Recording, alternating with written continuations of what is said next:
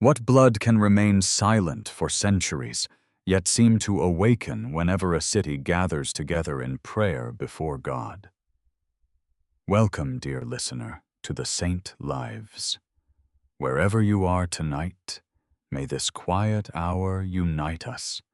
And if these stories comfort you, subscribe and return whenever you wish again. Saint Januarius was a bishop who faced imprisonment and death beneath Rome's persecution, yet whose preserved blood, honored in Naples, still invites the faithful to contemplate courage, mystery, and the possibility that grace may outlive the body that received it. There are cities that seem to carry their history in stone, and there are cities that carry it in the hearts of their people. Naples is both. It rises beside the deep blue waters of the Bay of Naples, beneath the watchful presence of Mount Vesuvius, with its narrow streets, ancient churches, crowded markets, and balconies where voices have passed from one generation to the next. Here, the past is never entirely past. It lingers in the bells that sound across the rooftops, in the candles burning before old images, in the prayers whispered by mothers and grandparents, and in the quiet gestures of people who have learned to trust the saints with the burdens they cannot carry alone. Among all the saints honored in this beautiful and restless city, one name has become especially beloved. His name is Januarius, or San Gennaro, as the people of Naples affectionately call him. His image may be found in churches, homes, shops, and humble places where a small picture is placed beside a family photograph or a crucifix. Yet the devotion surrounding him does not arise only from an ancient title or a distant memory. It grows from the conviction that he once walked among ordinary people, saw their fears, understood their weakness, and offered his life to Christ in the same world of uncertainty that human beings still inhabit today. To speak of Saint Januarius is to speak of a man whose life is partly hidden behind the veil of time. The surviving records do not tell us everything that modern listeners might wish to know. We do not possess a complete account of his childhood, nor can we describe with certainty the precise day of his birth, the voices of his parents, or the small events that first shaped his heart. The earliest traditions remember him as a bishop of Benevento, a city in the region of Campania, and as a martyr who suffered during the persecution of the Roman Emperor Diocletian, probably around the year 305. Later accounts gathered together stories of his imprisonment, his companions, his trial, and his death at Pozzuoli. Some of these accounts were written long after the events they describe, and they must therefore be approached with care. Yet uncertainty does not mean that nothing can be known. Beneath the layers of later tradition, there remains the steady outline of a Christian bishop who served his people, endured persecution, and died rather than deny the Lord he had promised to follow. Perhaps there is something fitting in the fact that the story of Januarius begins in partial silence. His blood would one day become famous for appearing to change before the eyes of thousands, but his own voice has not been preserved. We do not hear a sermon spoken by him. We do not possess a letter in his handwriting. We cannot follow the private thoughts that passed through his mind as danger drew near. What remains is not a collection of polished words, but the witness of a life remembered by those who came after him. In the Christian understanding, holiness does not depend upon leaving behind a large number of documents. Many of the saints who have strengthened the Church lived quietly, served faithfully, and disappeared from the sight of history almost as soon as they departed from the earth. Their greatness was not measured by how widely their names were known, but by how completely their lives were given to God. Januarius belongs to this hidden company before he belongs to the crowds.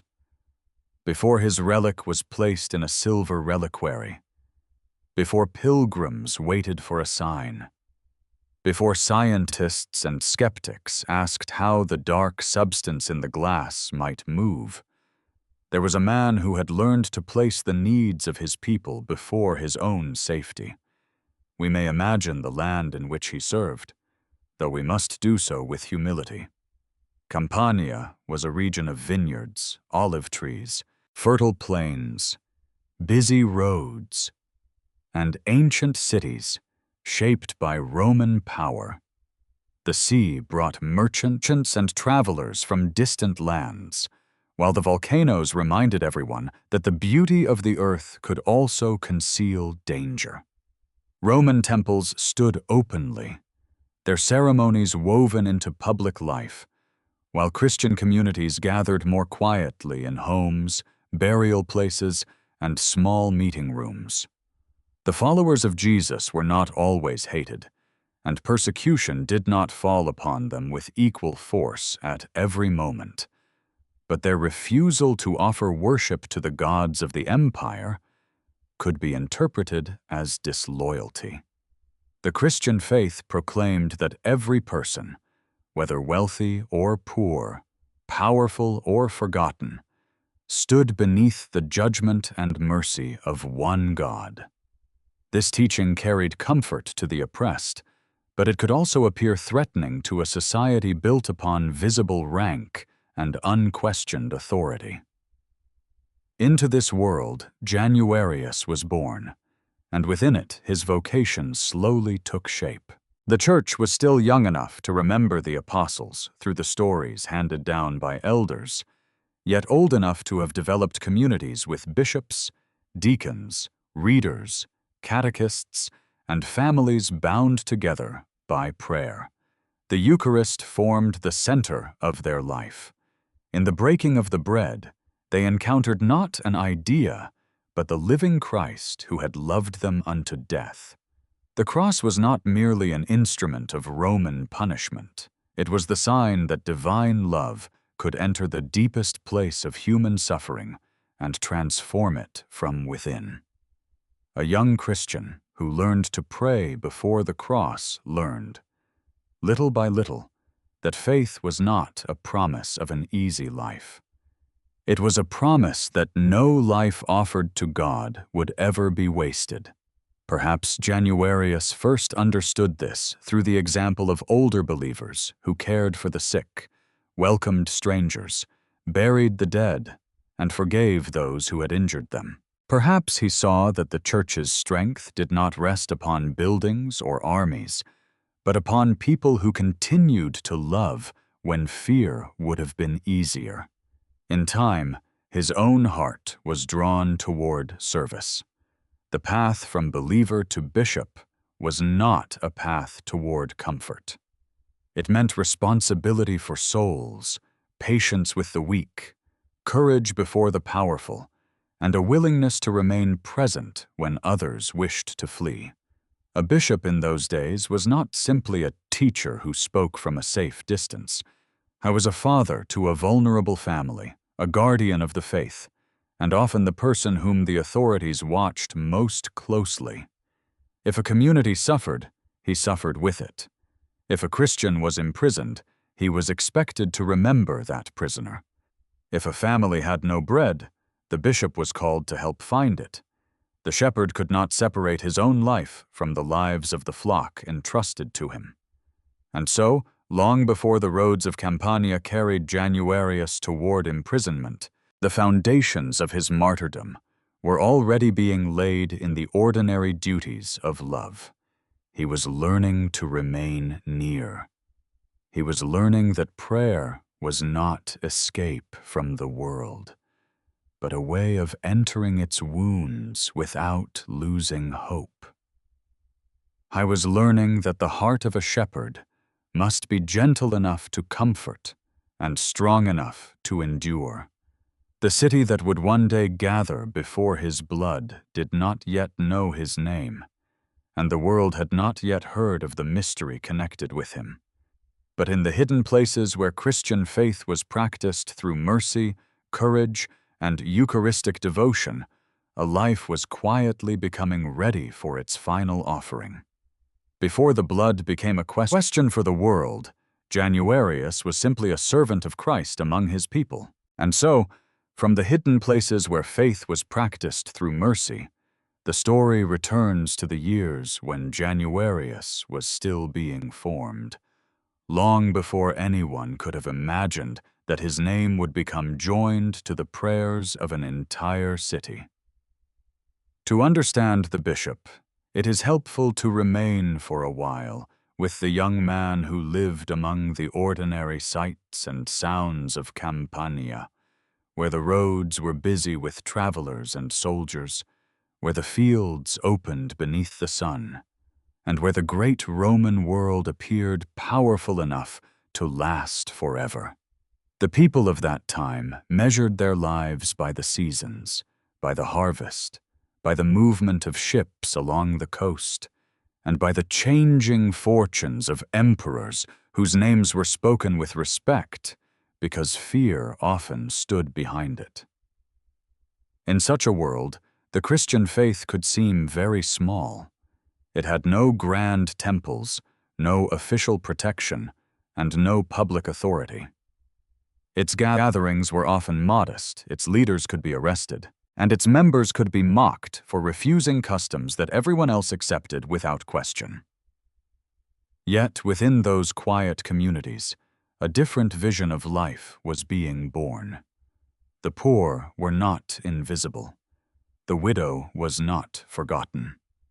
The stranger was not merely a burden. The sick were not abandoned when their bodies became difficult to care for.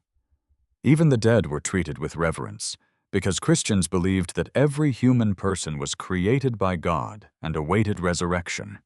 A child raised among such people would learn that faith was not only something spoken during prayer, it was something practiced when food was shared, when a neighbor was forgiven, when a frightened convert was welcomed, and when a family remained faithful, even though no earthly reward seemed likely to come. We do not know the exact circumstances of Januarius's childhood, and it would be wrong to fill that silence with invented details. Still, the traditions surrounding him allow us to imagine the spiritual atmosphere that may have shaped him. Perhaps he saw Christians gathering before sunrise, their voices low as they recited the words of the Psalms. Perhaps he noticed the solemn care with which the Eucharist was prepared and carried, knowing that the bread and wine were not treated as ordinary food, but as a sacred gift from the Lord. Perhaps he listened as older believers told the stories of the apostles, of Peter and Paul, of women who served the church with courage, and of martyrs who had accepted death rather than abandon Christ. These stories would have carried a particular weight in a time when the memory of persecution was never far away. The faith was not an inherited decoration placed upon a comfortable life. It was a treasure that had already cost others everything.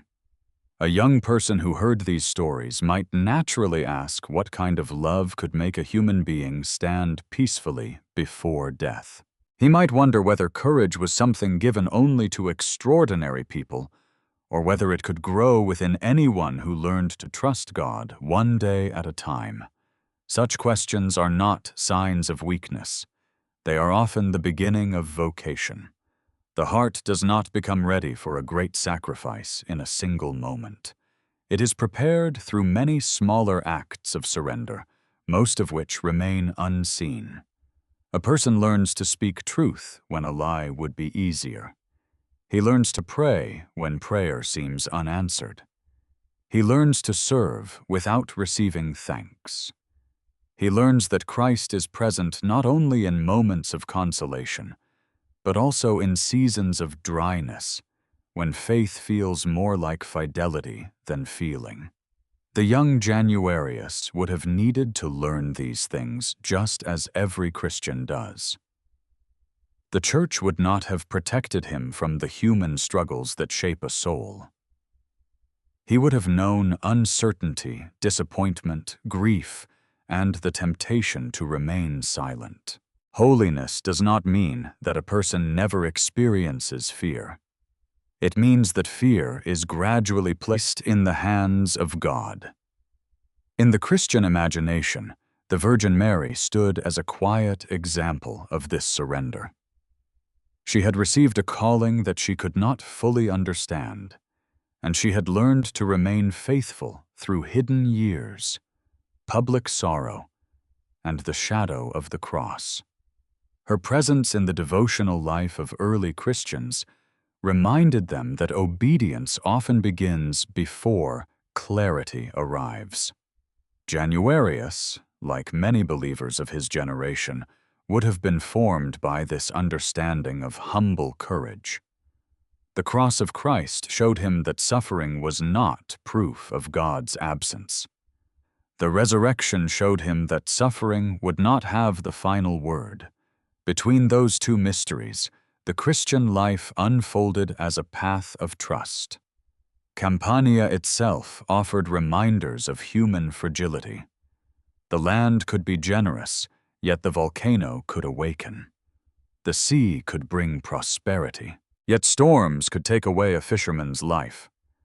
Political power could promise order, yet an emperor's command could suddenly turn a peaceful neighborhood into a place of suspicion. Every family understood that security was temporary. The Christian community did not deny this truth. Instead, it taught that beneath the changing surface of the world, there was a faithfulness that did not change. God was not like the seasons, the emperors, or the mountains. He was the one constant toward whom every restless heart could turn. It was within this tension between uncertainty and divine faithfulness that Januarius's character began to take shape. He was not being prepared to become famous. I was being prepared to become dependable. That distinction matters. Fame seeks the gaze of others, while dependability is often formed when no one is watching. A future bishop needed more than knowledge of doctrine. He needed compassion for the confused, patience with the slow, wisdom in conflict, and the courage to defend the vulnerable without becoming harsh. He needed to know how to speak of eternal things in language that ordinary people could understand. He needed to recognize the face of Christ in those who had little influence and few friends. In time, the Christian community would discover these qualities in him, though perhaps they emerged gradually, as all genuine virtues do. A person may begin with a sincere desire to serve and still have much to learn about humility. He may love God and still need to be purified of pride. He may long for courage and still tremble when danger comes. Grace does not erase human nature. It patiently transforms it. The God who called Januarius did not demand that he become someone else. He asked him to become fully the servant he had been created to be. As the years passed, the young believer's concern for the church would deepen. He would see that Christian teaching needed to be protected, but also lived. I would understand that the Eucharist was not merely a sacred ceremony, but the source from which forgiveness, unity, and courage flowed. He would learn that a community could not preach mercy while neglecting the poor, nor speak of the cross while refusing every cost of discipleship. These lessons prepared him for the responsibilities that lay ahead. The path before him was still unknown, and the persecutions of the empire had not yet reached their darkest intensity. For now, there were prayers to offer, people to encourage, and a faith to strengthen through daily service. Yet something within Januarius was already turning toward the needs of others. His life was beginning to widen beyond personal devotion and toward the care of an entire people. The child of Campania was becoming a man of the church, and the quiet formation of his soul was preparing him to carry a public responsibility. He did not know where grace would lead him, but he was learning to follow before he could see the whole road. The quiet formation of Januarius was now opening toward a wider responsibility, and the young believer who had learned to recognize Christ in the poor and the fearful was being led toward the service of an entire community. In those early centuries, the church did not measure a shepherd by the grandeur of the place where he lived, nor by the number of people who knew his name. A bishop was known by the burdens he was willing to carry. He was expected to teach when confusion entered the community, to reconcile those who had been divided, to protect the weak from those who would exploit them, and to remain present when illness, hunger, or persecution unsettled the lives of ordinary families. The office demanded authority, but the gospel demanded humility. It was not enough to speak about the love of Christ.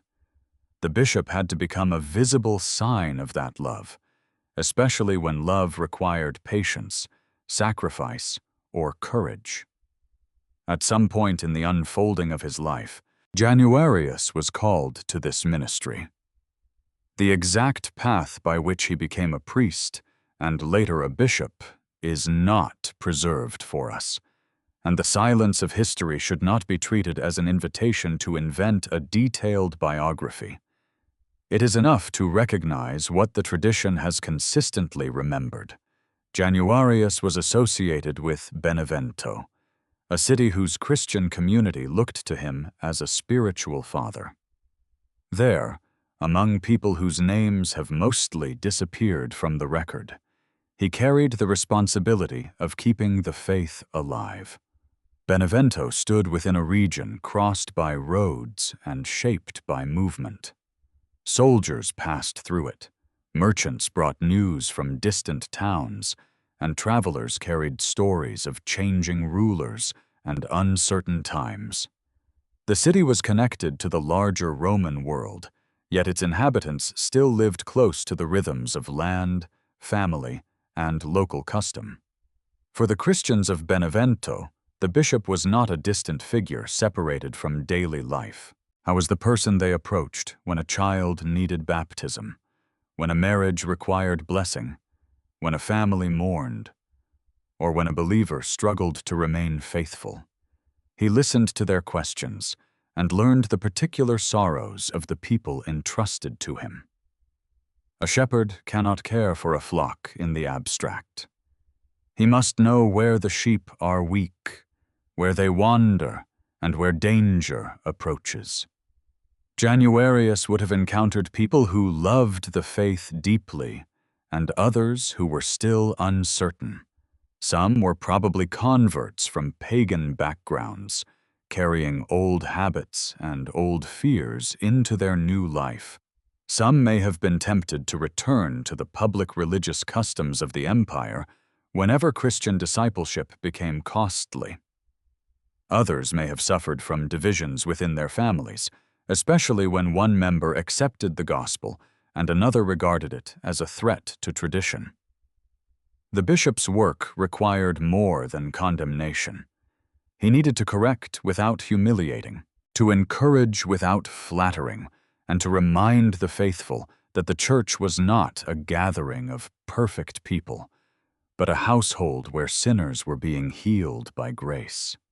His teaching would have returned again and again to the central mysteries of the faith.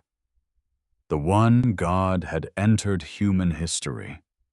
Jesus Christ had taken flesh, accepted the cross, conquered death, and remained present to his people.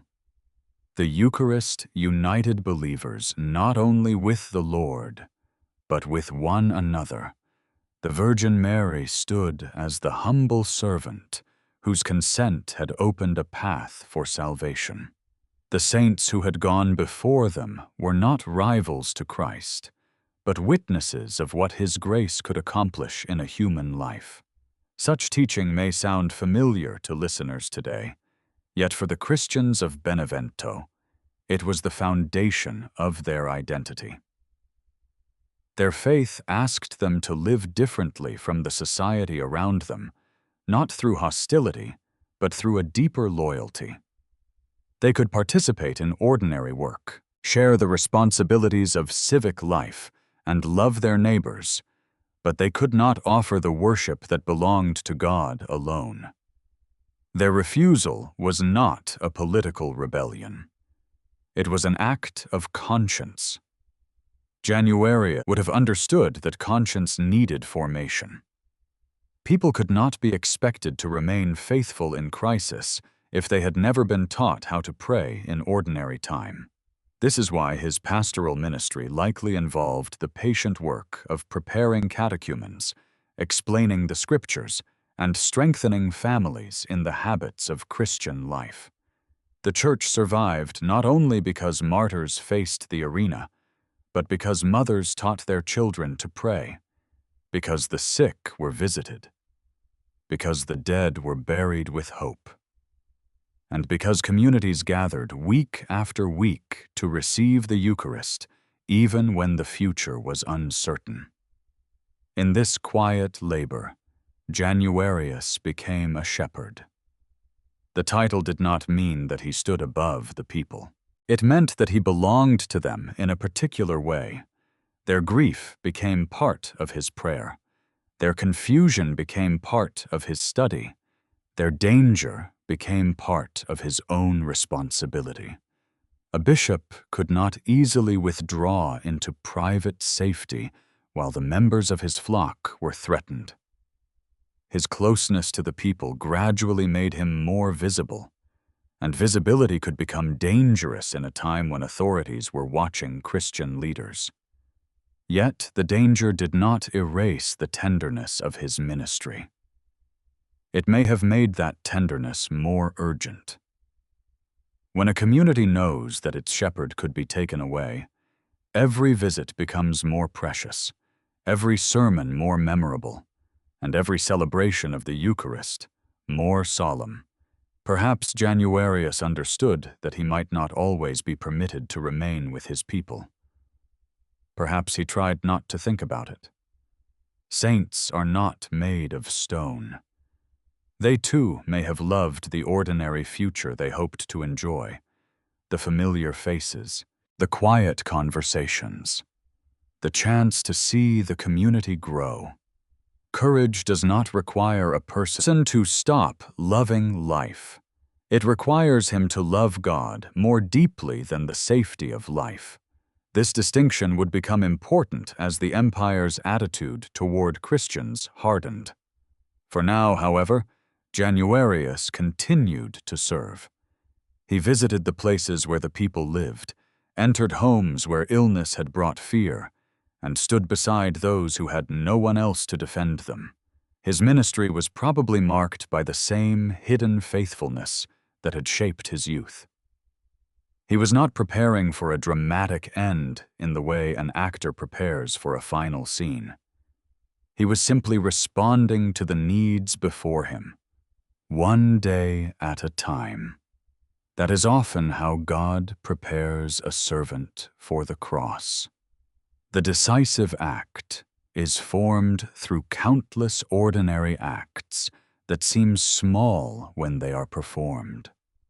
A prayer said with the tired, a meal shared with the hungry, a word of patience offered to someone who has failed, a visit made when it would be easier to remain at home. Through such acts, the heart becomes less concerned with protecting itself Januarius was learning to place his life in the movement of divine love, and that love was drawing him beyond personal devotion into pastoral responsibility.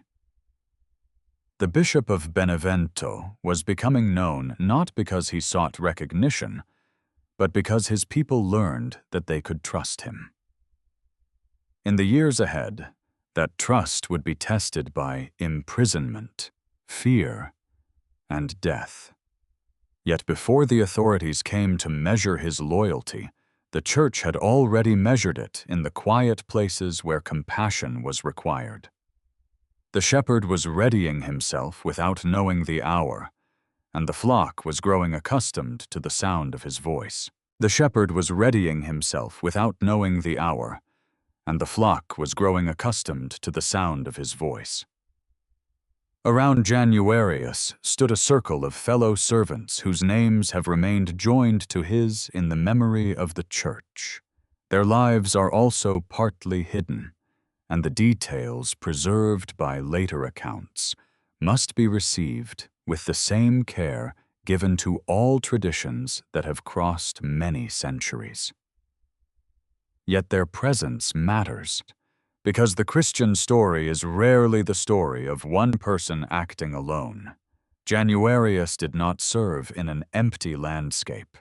He belonged to a network of communities, ministers, families, and friends who shared the same Eucharistic hope. The names associated with him include Festus, remembered as his deacon, and Desiderius, remembered as a lector. Other companions, such as Sosius, Proculus, Eutyches, and Acutius, were connected with nearby churches in Misenum and Pozzuoli. Their exact movements cannot always be reconstructed, but the tradition presents them as men whose ministries brought them into one another's lives. Some were deacons, some readers, some servants of local congregations, and all were part of the fragile structure by which the early church cared for its people. Their work was not glamorous. A deacon might carry food to the poor, assist at the altar, visit the imprisoned, or help maintain order during worship. A lector proclaimed the scriptures, giving voice to words that had been copied by hand and preserved with patient reverence. A bishop taught and guided, but his ministry depended upon such companions, whose quiet service made the life of the community possible. In the modern world, people often imagine leadership as something performed alone, under bright lights, with every decision belonging to one central figure. The early church understood leadership differently. Authority was personal, but it was also relational. A bishop was surrounded by people who advised him, corrected him, assisted him, and shared the consequences of his choices. The work of the gospel moved through friendship. In Benevento and the neighboring cities, Christian ministers would have traveled on foot or by the roads that connected one town to another.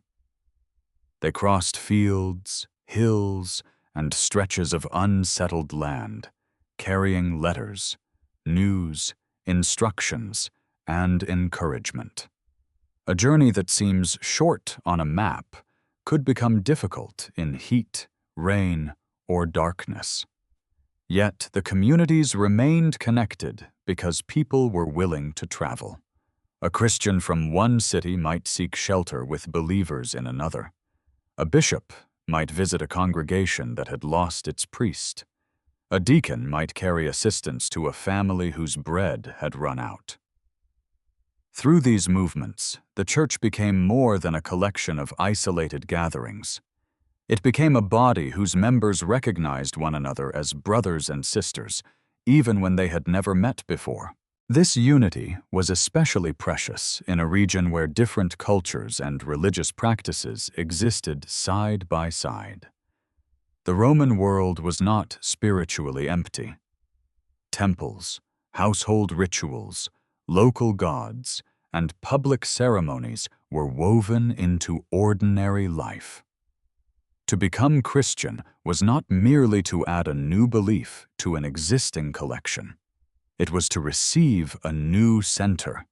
The Eucharist gathered believers around the sacrifice of Christ, teaching them that their lives were no longer defined by status, wealth, or fear of death. At the altar, the powerful and the poor stood together. The educated and the uneducated heard the same gospel. The person who had once been ignored could be welcomed as a member of the same family. This new unity did not remove every human weakness. Christians still argued, misunderstood one another, and struggled with old habits. Januarius and his companions would have needed to encourage patience within their own communities. They had to remind believers that the church was not a place where people pretended to be perfect. It was a place where sinners came to be transformed. The cross remained at the center of that transformation. It taught them that love could be rejected without becoming hatred, that suffering could be endured without surrendering to despair, and that forgiveness was stronger than revenge.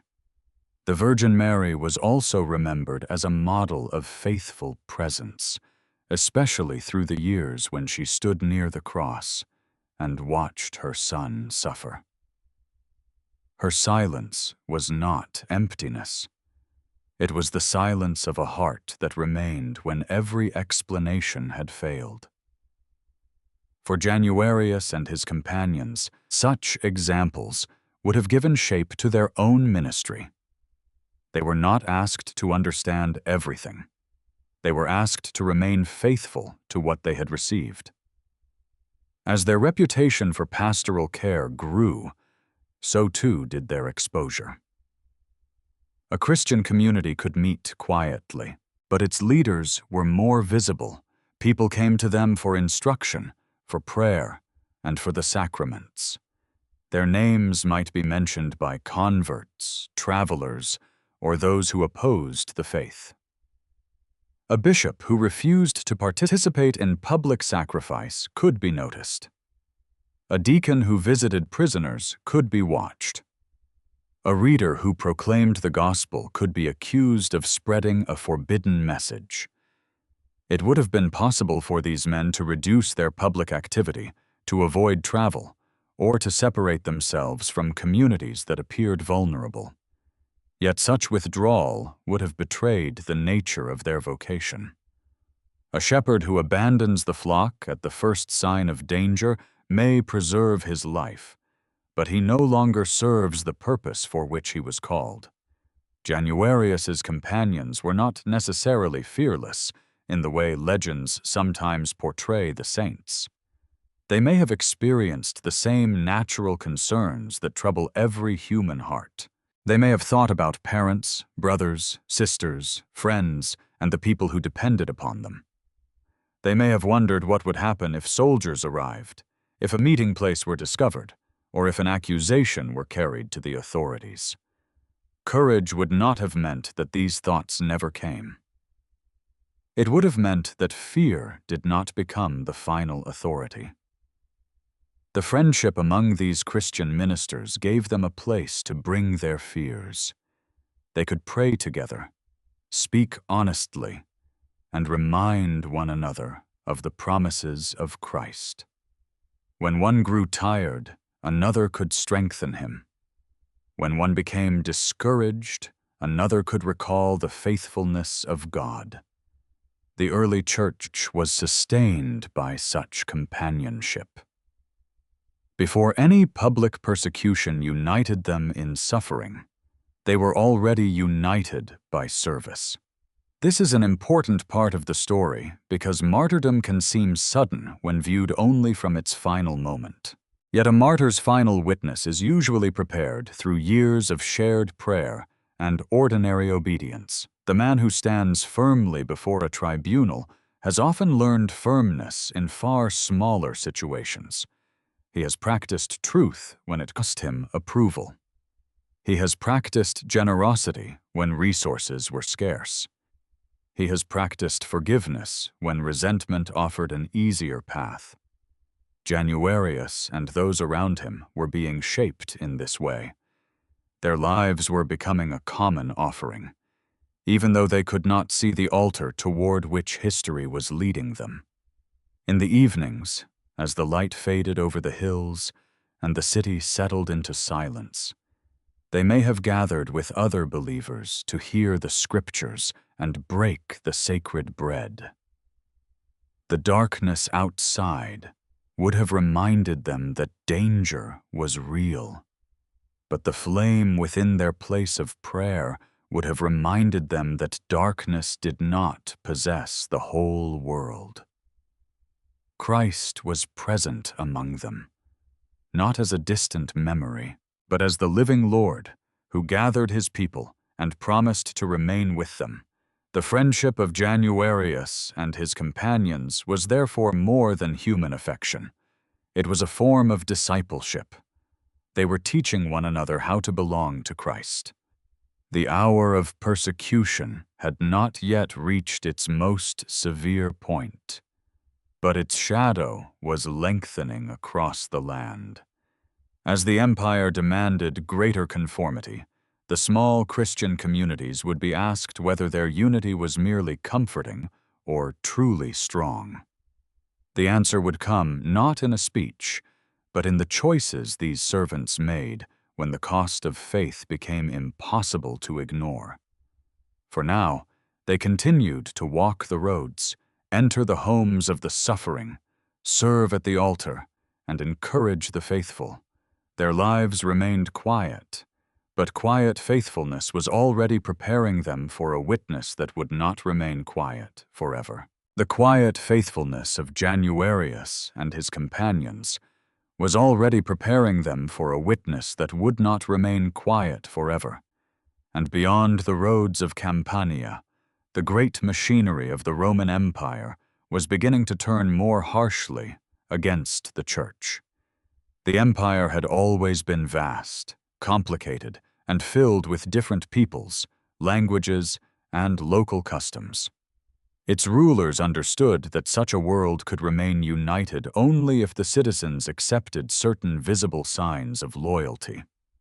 Public ceremonies, sacrifices, oaths, festivals, and honors offered to the gods were not regarded merely as private religious practices. They were woven into civic life, into the authority of the emperor, and into the belief that Rome's prosperity depended upon the favor of heaven. A person might worship a local deity, honor the gods of his family, and still be considered a loyal member of society. The Christian refusal to participate could therefore appear not simply unusual, but dangerous. Christians spoke of one God and one Lord, Jesus Christ, whose authority did not come from Rome and could not be placed beneath the authority of an emperor. They prayed for rulers, served their neighbors, and sought peace, yet they would not treat the emperor as divine or offer incense to the gods as a public declaration of allegiance. To the Christian conscience, this was not stubbornness. It was obedience to the first commandment. To an anxious government, it could look like resistance. For a time, persecutions came in waves. In some places, Christians were ignored, while in others they were questioned, arrested, or forced to choose between outward compliance and fidelity to the gospel. A local official might be tolerant, or he might be eager to demonstrate loyalty to the imperial order. Much depended upon circumstances, personalities, and the mood of the city. Yet, as the empire faced political uncertainty, military conflict, and social unrest, the desire for uniformity grew stronger. The rulers believed that the empire needed a single public identity, and Christians seemed to stand apart from it. Their meetings were sometimes viewed with suspicion because they gathered in private. Their refusal to sacrifice could be described as impiety. Their care for the poor, which should have been admired, could be twisted into accusations that they were building a secret society. Even the language of Christian worship was misunderstood. When believers spoke of the body of Christ, the ignorant sometimes repeated cruel rumors. When they spoke of the kingdom of God, others imagined political rebellion. A community that lived by charity could become a target simply because outsiders did not understand the source of its unity. In such a climate, the ministry of Januarius carried new risk. A bishop could not disappear without leaving his people confused and vulnerable. If he continued to preach, he might draw attention. If he visited imprisoned Christians, he might be associated with those already condemned. If he encouraged the faithful to remain loyal to Christ, he could be accused of defying the emperor. The very virtues that had made him a trusted shepherd now made him visible to those who wished to silence the church. It is possible that he and his companions sensed the change gradually. A familiar face might no longer greet them openly in the marketplace. A Christian household that had once welcomed visitors might close its door. A rumor could pass through the streets that soldiers were asking questions. Someone might return from a neighboring town with news that an assembly had been broken up, or that a believer had been required to offer sacrifice. Fear often arrives before violence. It enters through uncertainty, through the possibility that a normal day may suddenly become the last day of freedom. Families would have asked whether they should continue gathering. Parents might have wondered how to protect their children. New converts could have questioned whether they had understood the cost of baptism. Those who had once been confident might have become silent, while others discovered that their faith was stronger than they had imagined. In such moments, a bishop's role became especially difficult. He had to speak honestly about danger without allowing fear to dominate the community. He could not promise that everyone would be spared, because the gospel had never promised an earthly life without suffering. Yet he also could not speak as though suffering were something to be desired for its own sake. Christian courage was not a hunger for pain. It was the grace to remain faithful if pain could not be avoided. Januarius would have needed to remind his people that the church did not exist to provoke the empire. Christians were not called to seek conflict, but neither could they purchase safety by denying the truth. The cross of Christ offered a path between arrogance and cowardice. Jesus had not treated suffering as proof of weakness, nor had he used power to escape every danger. He had entrusted himself to the Father and remained faithful to love. The Virgin Mary, standing beneath the cross, showed another aspect of the same mystery. She did not control the events that unfolded before her, but she did not abandon her Son. Her presence taught believers that fidelity could be expressed through remaining, even when no outward victory was visible. Januarius and his companions would have drawn strength from this same pattern. They were not soldiers preparing to defeat Rome. They were servants preparing to remain with Christ. The Eucharist would have become even more precious in these days. Each celebration carried the memory of the Last Supper, when the Lord gave himself to his disciples on the night before his arrest. To receive the sacred bread was to remember that Christian life was formed by self-giving love. The faithful did not gather merely to be comforted. They gathered to become capable of loving as Christ loved.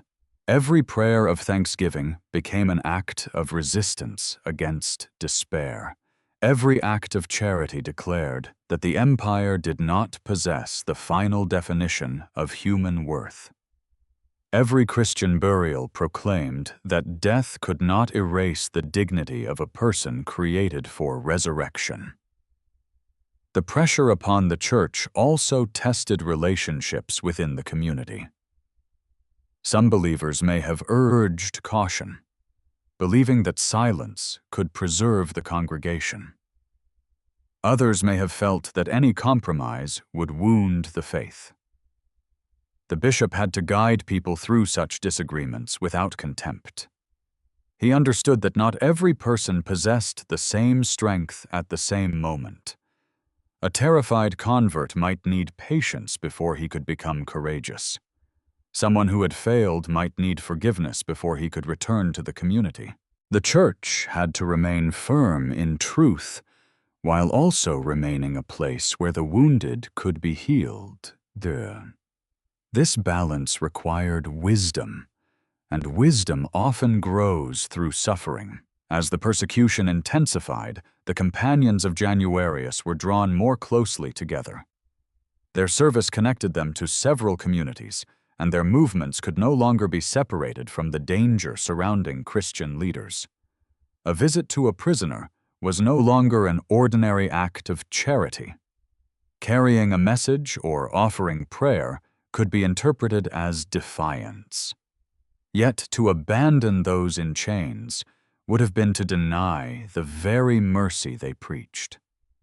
The roads that once carried them between cities now seemed to carry them toward a narrowing future. Still, they continued to serve. The church had always understood that the gospel was carried not only by words, but by presence. A frightened believer who saw a deacon arrive at the door learned that he had not been forgotten. A widow who received bread learned that Christ had not abandoned her. A prisoner who heard the name of Jesus spoken in kindness learned that the empire could lock a body inside a cell, but could not imprison hope. Perhaps Januarius felt the weight of each decision more deeply than those around him knew. He was responsible for the safety of others, and he may have wondered whether his own movements placed them at greater risk. He may have prayed for wisdom in the stillness of the night, asking God to show him when to speak and when to remain silent, when to move forward and when to wait. Such prayer does not always provide a clear answer. Often it creates a deeper willingness to obey whatever answer comes. The hour of arrest had not yet arrived, but the church could feel its approach. The shadow had crossed the threshold of the community, and the faithful were learning that discipleship would soon demand more than words.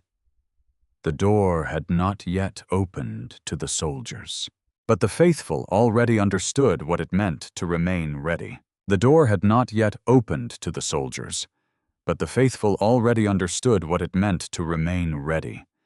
And in the days that followed, readiness would become a journey. The traditions surrounding Januarius do not preserve every road he traveled or every conversation that prepared him for arrest.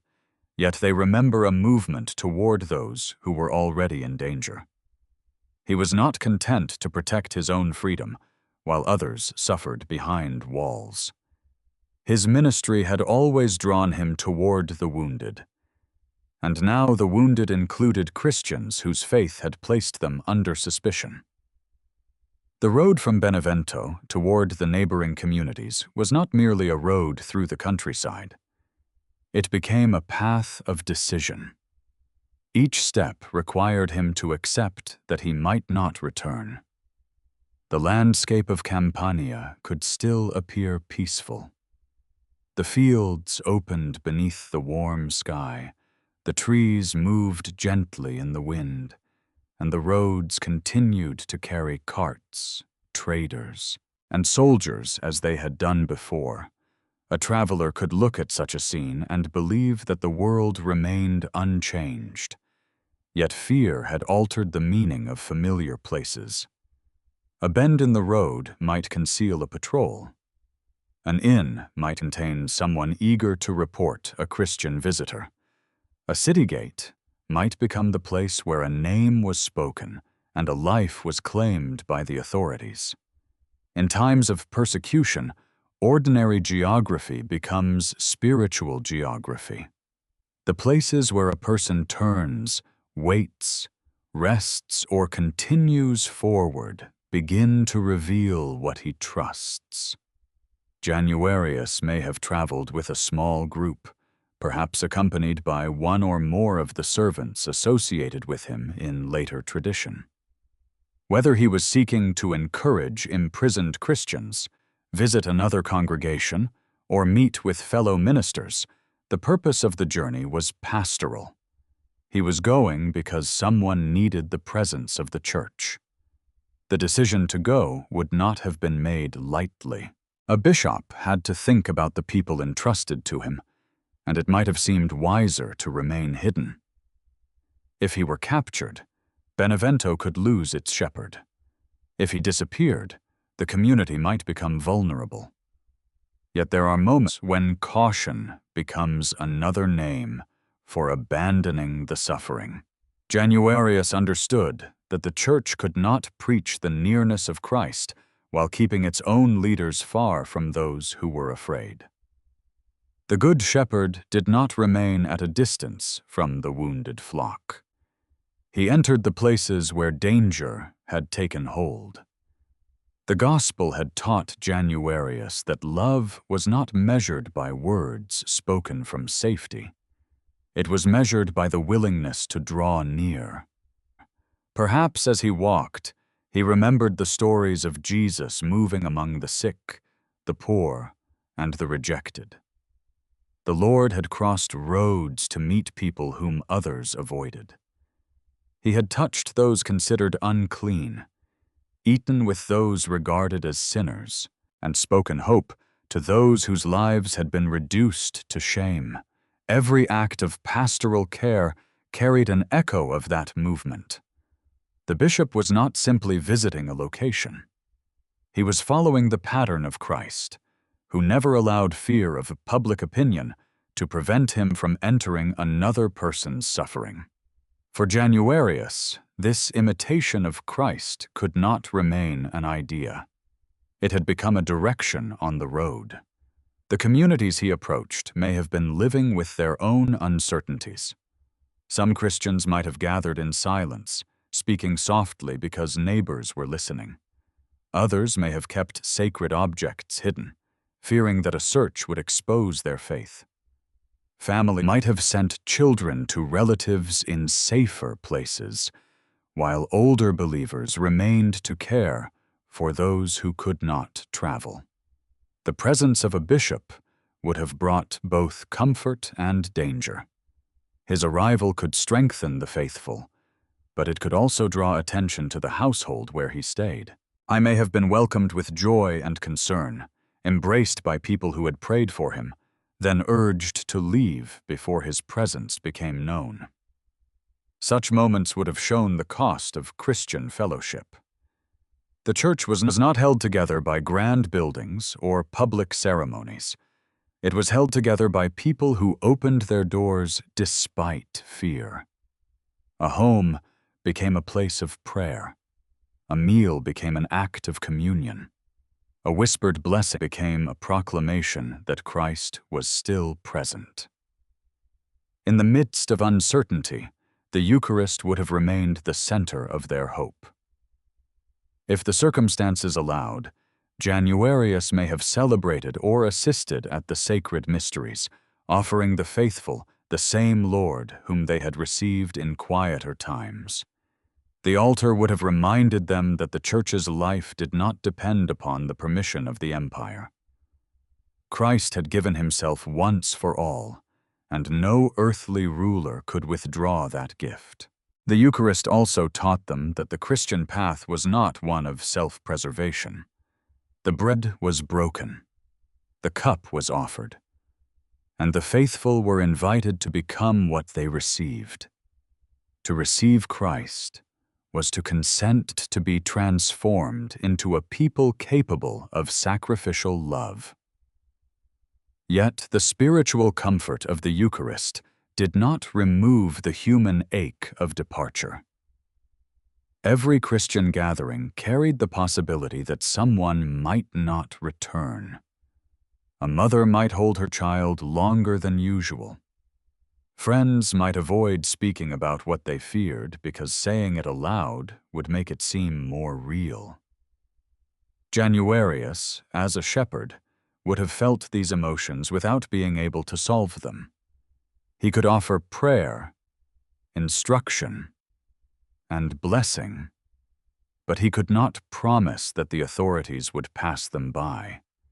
He could only remind the faithful that Christ had not promised to prevent every wound.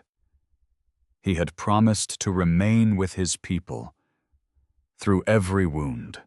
This distinction is difficult, but it lies at the heart of Christian courage. The Lord does not always remove the storm.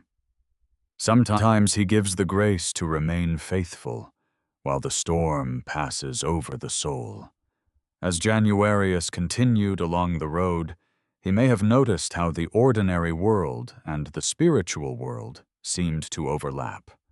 The sun moved across the sky, travelers complained about the dust, animals called from distant fields, and yet beneath these simple details ran the deeper awareness that history was closing around the church.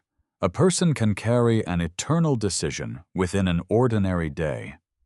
The road may look unchanged while the heart has already crossed a boundary. Januarius had begun the journey as a bishop moving toward those in danger.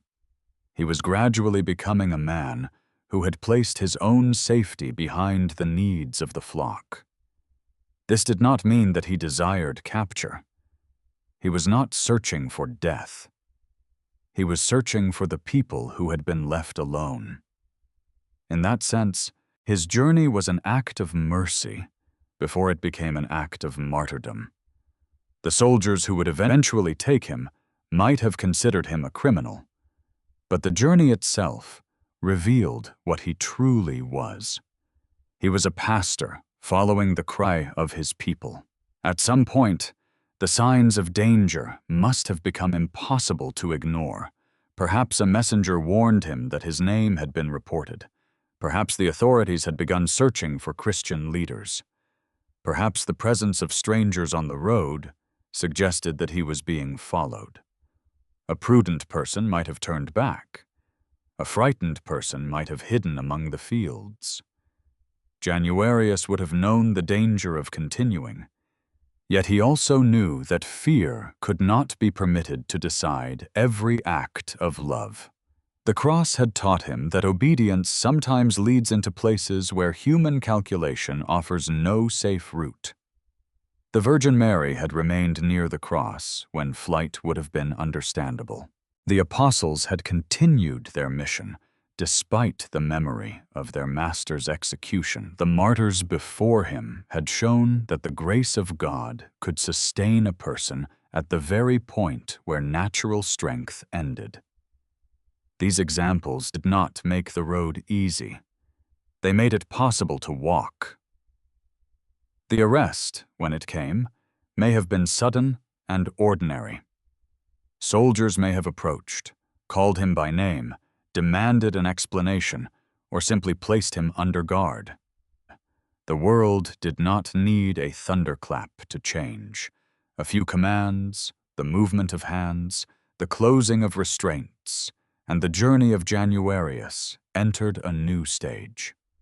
He had set out to strengthen prisoners, and now he was being taken toward imprisonment himself.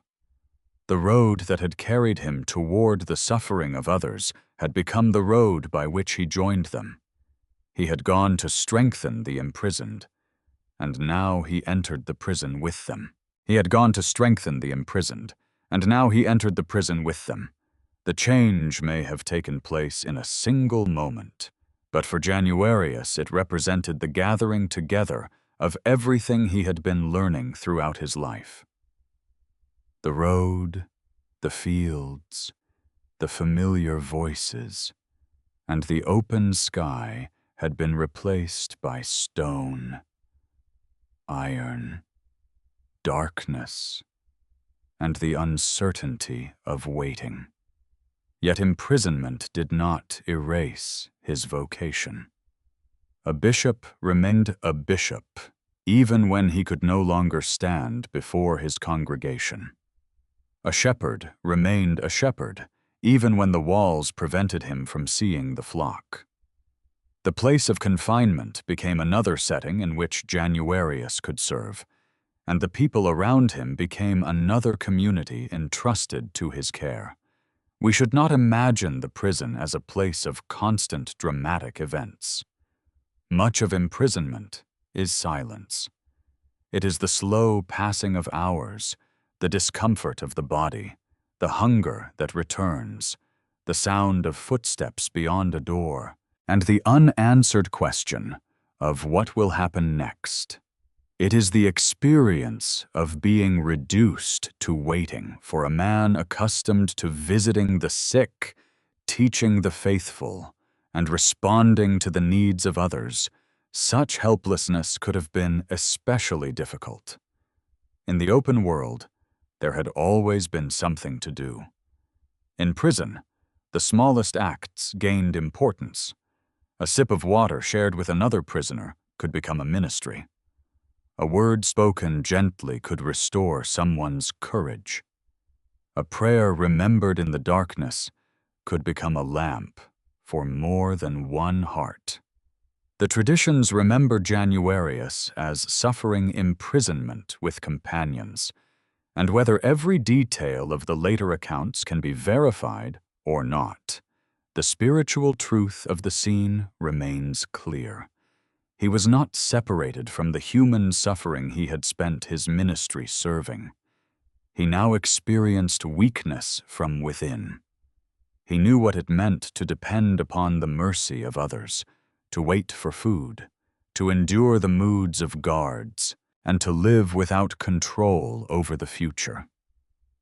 Such experiences can harden a person, but they can also deepen compassion. The bishop who had once visited prisoners could now understand their fear with his own body. The people to whom he had preached patience could see whether he himself could remain patient. The church's teaching was no longer something he delivered from a place of authority. It had become something he had to live in the most uncomfortable circumstances. Perhaps the first nights were filled with the sounds of men who could not sleep.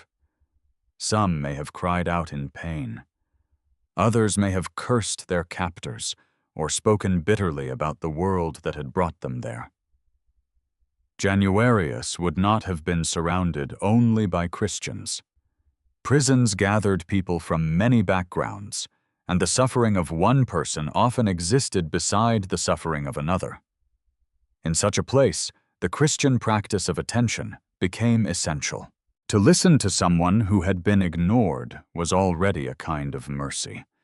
To offer forgiveness where bitterness seemed justified was a way of declaring that violence did not possess the whole human heart. Januarius's presence may have been quiet, but quietness does not mean weakness. A person who refuses to answer cruelty with cruelty can become a sign that another kingdom is possible. His faith did not require him to pretend that prison was acceptable. He could mourn, feel fear, and long for freedom. Christian hope is not denial. It does not ask the wounded to call their wounds beautiful before they have been healed. It asks them to believe that God can remain present within the wound and can bring life from what appears to be only loss. The cross of Christ stood at the center of this hope. Jesus had known the loneliness of the night, the injustice of accusation, the pain of abandonment, and the helplessness of a body placed into the hands of others. To remember Christ in prison was to understand that Januarius was not suffering in a place where the Lord had never been. Christ had already entered the deepest experiences of human vulnerability. The prison could not become a place beyond his presence. The Eucharist would have been remembered with particular longing. In ordinary circumstances, the sacred bread had gathered the community around a visible altar. In prison, the memory of the Eucharist could become an altar within the heart. Januarius may not have known when he would again receive the sacrament, or whether he would receive it at all. Yet he had learned that Christ was not limited by the availability of a familiar building. The Lord, who had given himself at the table of the church, could remain close to those who were deprived of every outward consolation. The hunger of the body could awaken a deeper hunger for God, not because physical suffering was good in itself, but because the human heart often discovers its true dependence when all lesser supports are removed. The imprisoned companions of Januarius may have prayed together whenever the guards allowed it, or they may have prayed silently when speech was dangerous. The Psalms would have offered words for every condition. There were hymns of confidence, songs of sorrow, cries for justice, and prayers for deliverance. A prisoner could say, "How long, O Lord?" Without abandoning faith. He could lament and still remain in relationship with God. This is one of the merciful gifts of Scripture. It does not demand that believers hide their distress. It gives them a language by which distress can be carried into prayer. Januarius, as a pastor, would have known the importance of this freedom. He could remind his companions that tears were not a betrayal of courage. Fear was not the same as unbelief. The heart might tremble and still choose Christ. The Virgin Mary offered a quiet image of this kind of faith. She had received promises she could not fully explain, followed her Son through hidden years, and stood near him when sorrow seemed to contradict every promise she had been given. Her strength was not loud. It was the strength of presence. She remained. For Christians facing imprisonment, this mattered deeply. They did not need to become invulnerable. They needed grace to remain faithful through the next hour. Januarius's own prayer may have moved between concern for his companions and concern for the people of Benevento. He might have wondered whether the community had heard of his arrest, whether they were safe, and whether anyone had taken responsibility for the poor and the sick. A shepherd's heart does not stop worrying simply because its body has been confined. Yet he may also have understood that the community's life did not depend entirely upon him. The Holy Spirit who had called him had not abandoned the church. Others would step forward, deacons would serve, families would shelter one another. The Eucharist would continue to be celebrated. The church was larger than the visible strength of any one bishop. This realization could bring both humility and peace. Januarius was important, but he was not the Savior. Christ alone was the head of the church. If the Lord permitted him to be taken away, the Lord would still hold his people. In the prison, time passed without clear signs of release. A day might begin with the faint light entering through a narrow opening and end with darkness that seemed to have no boundary. The body grew tired. The mind returned to familiar memories. Perhaps Januarius remembered the roads of Campania, the faces of those he had baptized, the voices of children in the Christian homes, and the quiet moments when the faithful approached the altar. Memory could wound him because it reminded him of everything he might lose. Yet memory could also become thanksgiving. He had been permitted to serve. He had known friendship. He had seen people receive hope. He had witnessed the grace of God at work in lives that the empire considered insignificant. Even if his future ended in that prison, his life had already borne fruit.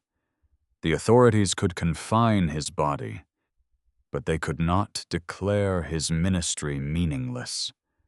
The walls were narrow, but the heart that prayed within them had already begun to enter eternity. The walls were narrow, but the heart that prayed within them had already begun to enter eternity. And after the long uncertainty of confinement, a different kind of silence awaited Januarius.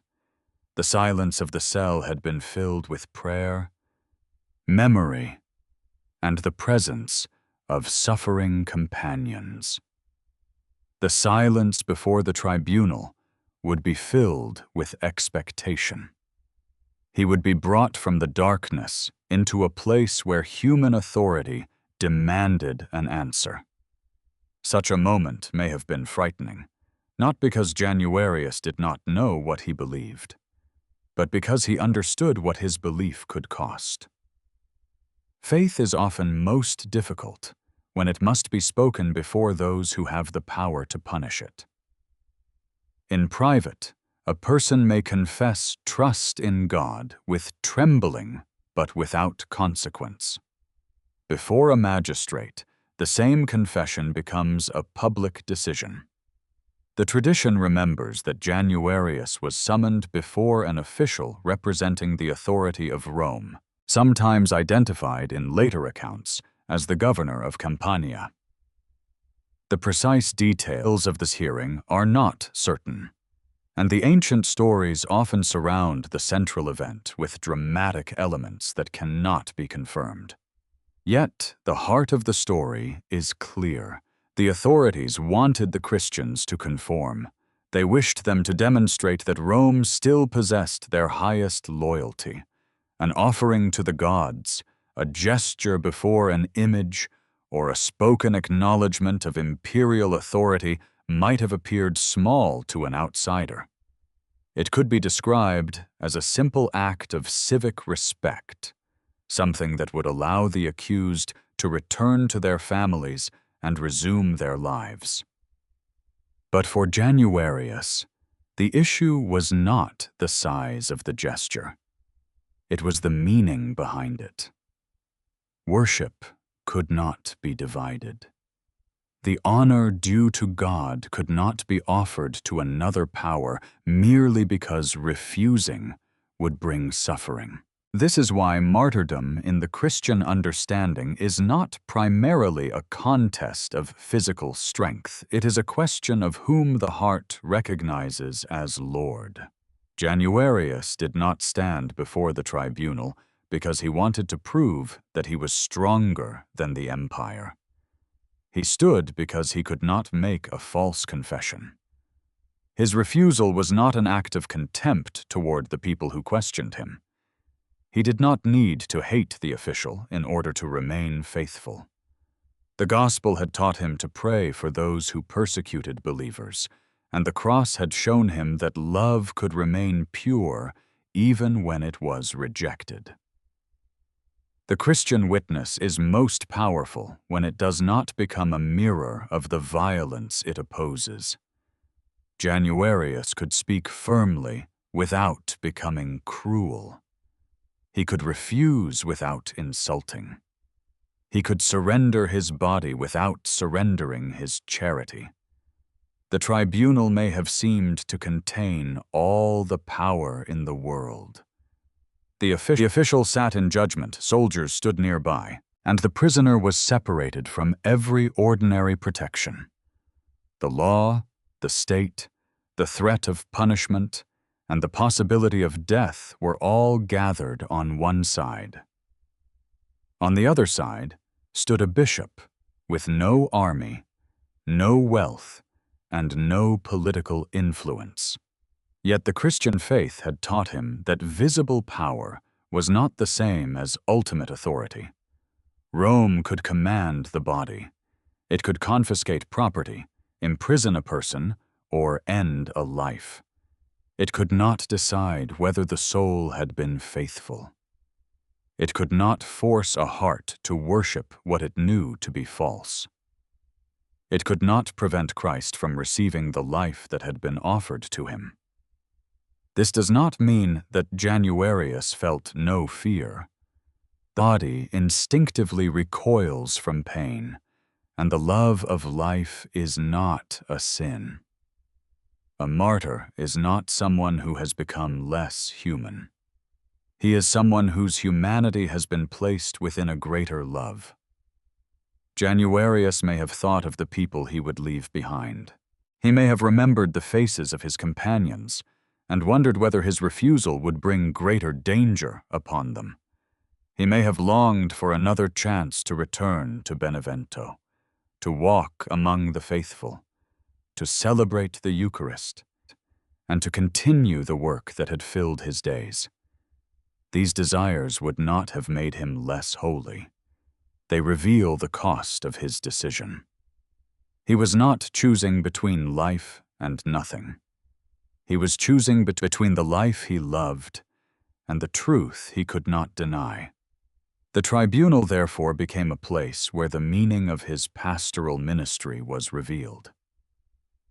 As a bishop, he had taught that Christ was worthy of total trust. Now the teaching had to pass through his own body. He had spoken of the cross as the path of love.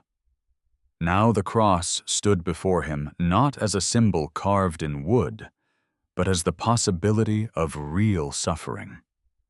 He had told the faithful that the Eucharist joined them to the sacrifice of the Lord.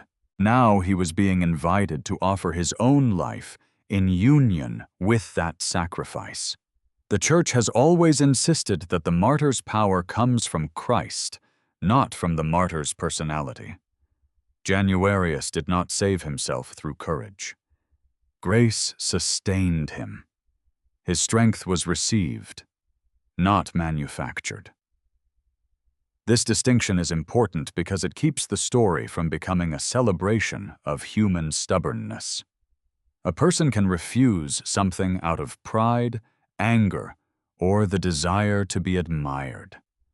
Christian martyrdom is different.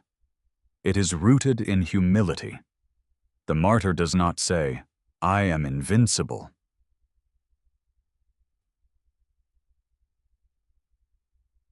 He says, "God is faithful, and I will not deny him." The official before him may have offered the possibility of compromise. Perhaps he urged Januarius to think of his position, his age, his responsibilities, or the people who depended upon him. Perhaps he suggested that a small act would end the matter. Such arguments are powerful because they often contain a portion of truth. Januarius did have responsibilities. His people did need him. His life had value. Yet the gospel does not permit a person to preserve a good life through a deliberate falsehood about God. He understood that if he publicly denied Christ, he would remain alive, but the meaning of his ministry would be wounded. A shepherd cannot teach the flock to trust the Lord while displaying fear of every earthly command. The Church would not have demanded that he seek death, but it could not ask him to betray the truth in order to avoid it. The question before him was therefore both simple and immense. Would he give to Caesar what belonged to Caesar while keeping his worship for God? Or would he allow the state to define the object of his worship? The Christian answer had already been formed within him through years of prayer. It was not created in the courtroom. The tribunal only revealed what had been planted in the hidden soil of his life. Every visit to the poor, every Eucharistic prayer, every act of forgiveness, and every hour spent with the frightened had prepared him for this public moment. A person becomes truthful in a crisis by practicing truth when no crisis is present. Januarius had not suddenly become faithful because soldiers placed him before a judge. He was discovering the fruit of a faith that had matured slowly. The cross of Christ stood behind him, and the hope of the resurrection stood before him. Between them, he remained still. The world might interpret his silence as weakness, but heaven knew it as consent. When everything visible demanded surrender, the invisible became more real than ever. When everything visible demanded surrender, the invisible became more real than ever, and the decision made before the tribunal now carried Januarius and his companions toward the final road. A sentence had been pronounced, or at least the authorities had decided that no further argument would change the outcome. The prisoner who had entered the hearing with the hope of remaining faithful now left it knowing that his earthly future had narrowed to a few remaining hours or days. The exact sequence preserved by tradition is not entirely certain, and later accounts sometimes surround the martyrs with extraordinary episodes that belong more to devotional imagination than to verifiable history. Yet beneath those embellishments remains a simple and solemn reality. Januarius, Festus, Desiderius, Socius, Proculus, Eutyches, and Acutius were remembered as Christians who were taken from imprisonment toward death because they would not abandon the Lord. Their final journey was not a triumphant procession in the manner of a public celebration. It was a movement under guard, with the sound of footsteps and restraints, with the knowledge that the road would not return them to the homes they had known. The place traditionally associated with their execution was Pozzuoli, a city shaped by the sea, by Roman roads, by ancient commerce, and by the restless earth beneath Campania. Nearby volcanic ground had long reminded the people that creation itself could be both beautiful and frightening.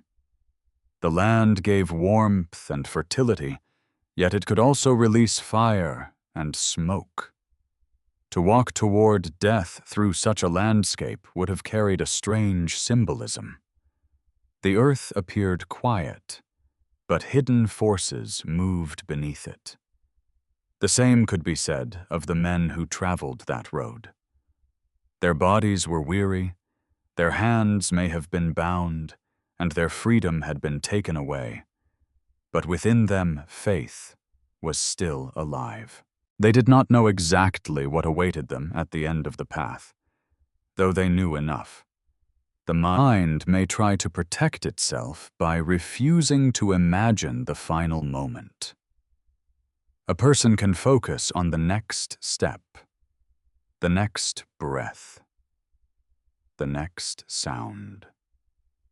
Januarius may have prayed in this way, not asking to understand the whole future, but asking for grace to remain faithful in the present. Christianity does not teach that a believer must possess perfect emotional calm before death.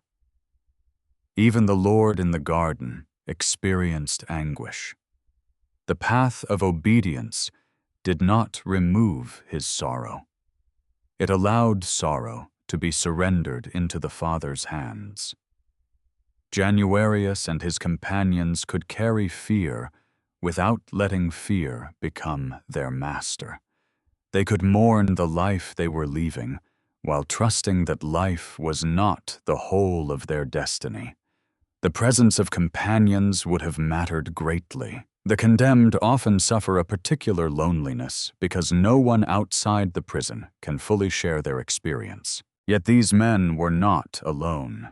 They had served in different places, carried different responsibilities, and perhaps knew one another through the work of the church. Now their ministries converged upon the same road.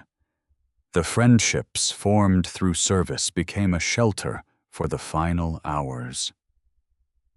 A glance could communicate courage. A whispered prayer could steady a trembling heart. The remembrance of the Eucharist could unite them even if they had no altar before which to kneel.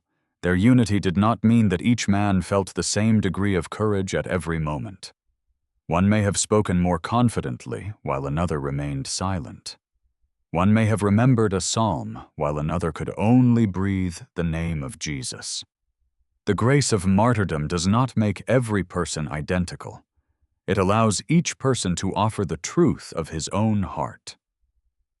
The Church would later remember them together because they shared one Lord, not because their personalities or inner experiences were the same. As they moved toward Pozzuoli, they may have passed people who did not understand who they were. Some might have watched with indifference. Others may have been curious. A few might have recognized the prisoners as Christian leaders and felt sorrow or admiration. Public executions were intended to teach a lesson. The authorities wished spectators to see the cost of disobedience and to understand that Rome could destroy those who challenged its religious order. Yet the meaning of a public punishment could escape the intentions of those who ordered it. The state might display a body as a warning, while the faithful saw a witness. The empire might say that the Christians had been defeated, while the Church understood that their refusal had exposed the limits of imperial power. A ruler could end their lives, but he could not make them worship what they had rejected. He could use fear to silence their voices, but he could not prevent their memory from becoming a source of courage for others. This is the mystery of martyrdom. It appears to the world as loss, yet it can become a seed. The blood of the martyrs does not create a cult of violence. It reveals that truth can survive violence. The men approaching death did not hate the world they were leaving. They had served it through mercy. They had cared for people who did not share their faith. They had prayed for rulers and sought peace. Their refusal to sacrifice to the gods was not a desire to destroy Roman society, but a refusal to place society above God. They believed that the empire could be respected without being worshipped. In this distinction, their witness remained both firm and peaceful. They were not revolutionaries carrying weapons. They were ministers carrying the memory of Christ. Perhaps Januarius thought again of Benevento and of the people who would soon learn that their bishop had been condemned. He might have wondered how they would respond. Would they be frightened into silence? Would some deny the faith? Would others gather in secret and continue the prayers he had taught them? A shepherd cannot know what will happen after his departure. He must entrust the flock to God. This surrender may have been among the most difficult parts of his final journey. Death is not only the loss of one's own future. It is the surrender of the people and places one loves. Januarius had to release the city, the churches, the households, and the ordinary work that had filled his days. He had to believe that Christ could care for the flock more perfectly than he could. The Virgin Mary offered a similar image of surrender. She had known the joy of motherhood, the mystery of her son's mission, and the agony of standing beneath the cross. She could not prevent the death of Jesus, yet her fidelity remained a form of love. In the same way, Januarius could not protect the people, by preserving himself through denial. He could only remain faithful and entrust the consequences to God. As the road continued, the world may have seemed strangely ordinary. The sun still crossed the sky. The sea continued its motion. People still worked, spoke, traded, and returned to their homes. This contrast between ordinary life and approaching death can be difficult to accept. A person may be facing eternity while the world continues as though nothing important is happening. Yet Christian faith teaches that no act of fidelity is lost simply because the world fails to notice it. Heaven sees what history overlooks. The prayer whispered by a prisoner, the forgiveness offered before death, and the courage of a man who refuses false worship are all known to God. The martyrs did not need the crowd to understand them. They needed only to remain in the presence of Christ. At last, the place of execution came into view, whether as a public ground, a military site, or the volcanic landscape remembered by tradition. The companions were brought to the end of the road. There would be no further appeal, no return to the prison, and no chance to postpone the decision. Their final offering would be made not in a cathedral filled with candles, but under the open sky, before those who might mock them or look away. Yet the sacrifice of their lives would be joined to the sacrifice of Christ. And in that union, the meaning of the place would be transformed. The road ended at the place of death, but for those who walked it in faith, the road was opening. The road ended at the place of death, but for those who walked it in faith, the road was opening. And there beneath the sky of Campania, the final witness of Januarius began. The traditions speak of the martyrs being led to execution after imprisonment and judgment, and the Church has remembered their deaths as a single offering of fidelity. We should not imagine that the moment was free from human sorrow. The body does not forget that it is made for life. The heart still feels the ache of separation, and the mind may still search for one last possibility of escape. Yet Christian martyrdom does not require the absence of all trembling. It asks whether, beneath the trembling, a deeper trust can remain. Januarius had spent his ministry teaching that Christ was worthy of complete devotion. Now the teaching was being tested in the place where there was no longer room for explanation. Whatever words were spoken in those final moments, the meaning of his life had become clear. He would not offer worship to another god in order to preserve himself.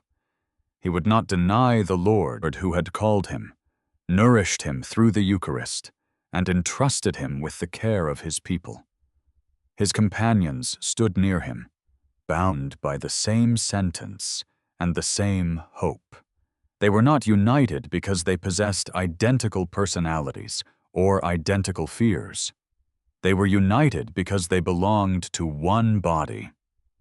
The Church had taught them that a Christian never suffers entirely alone. Even when one person is taken from the community, the prayer of the Church surrounds him.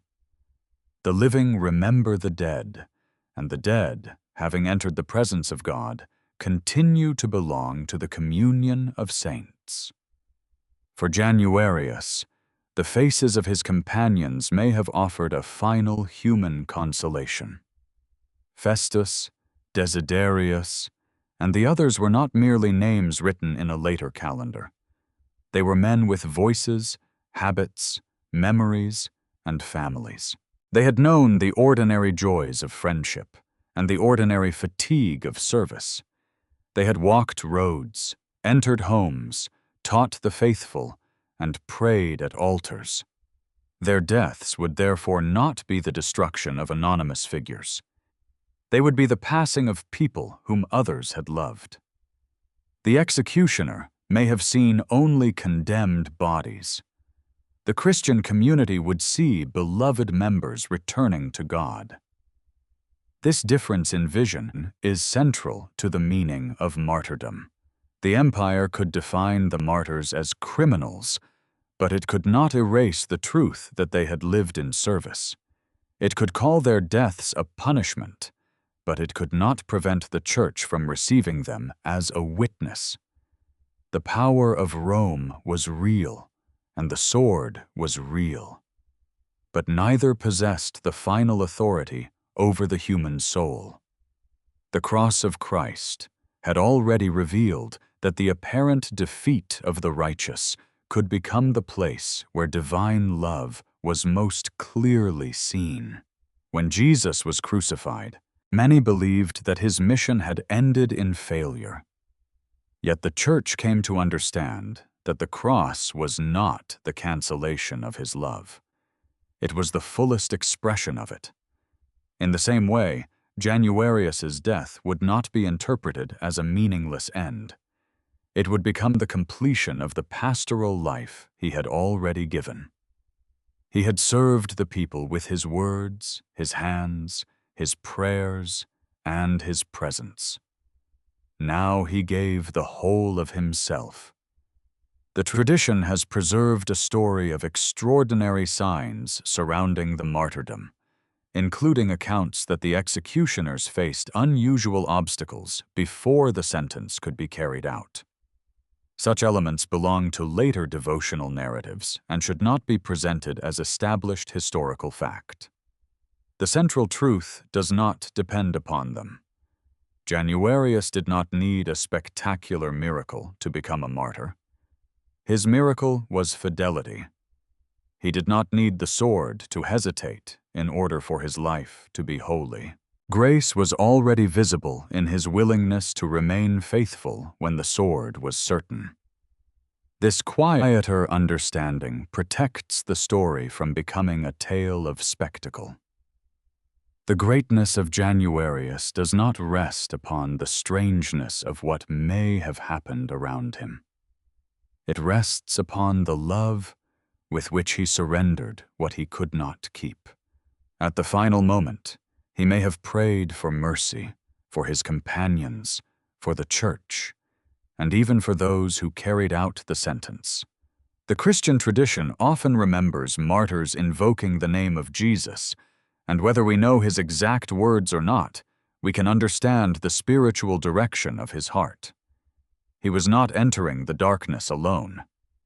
He was placing himself into the hands of the Father, through the Son, in the power of the Holy Spirit. The same faith that had sustained him in the prison now accompanied him beyond the reach of human authority. Death could separate him from his people, but it could not separate him from Christ. It could end his earthly ministry, but it could not destroy the love by which that ministry had been offered. When the execution took place, the world around him may have remained unchanged. The sky did not necessarily darken. The earth did not necessarily tremble. The people of neighboring towns continued their work.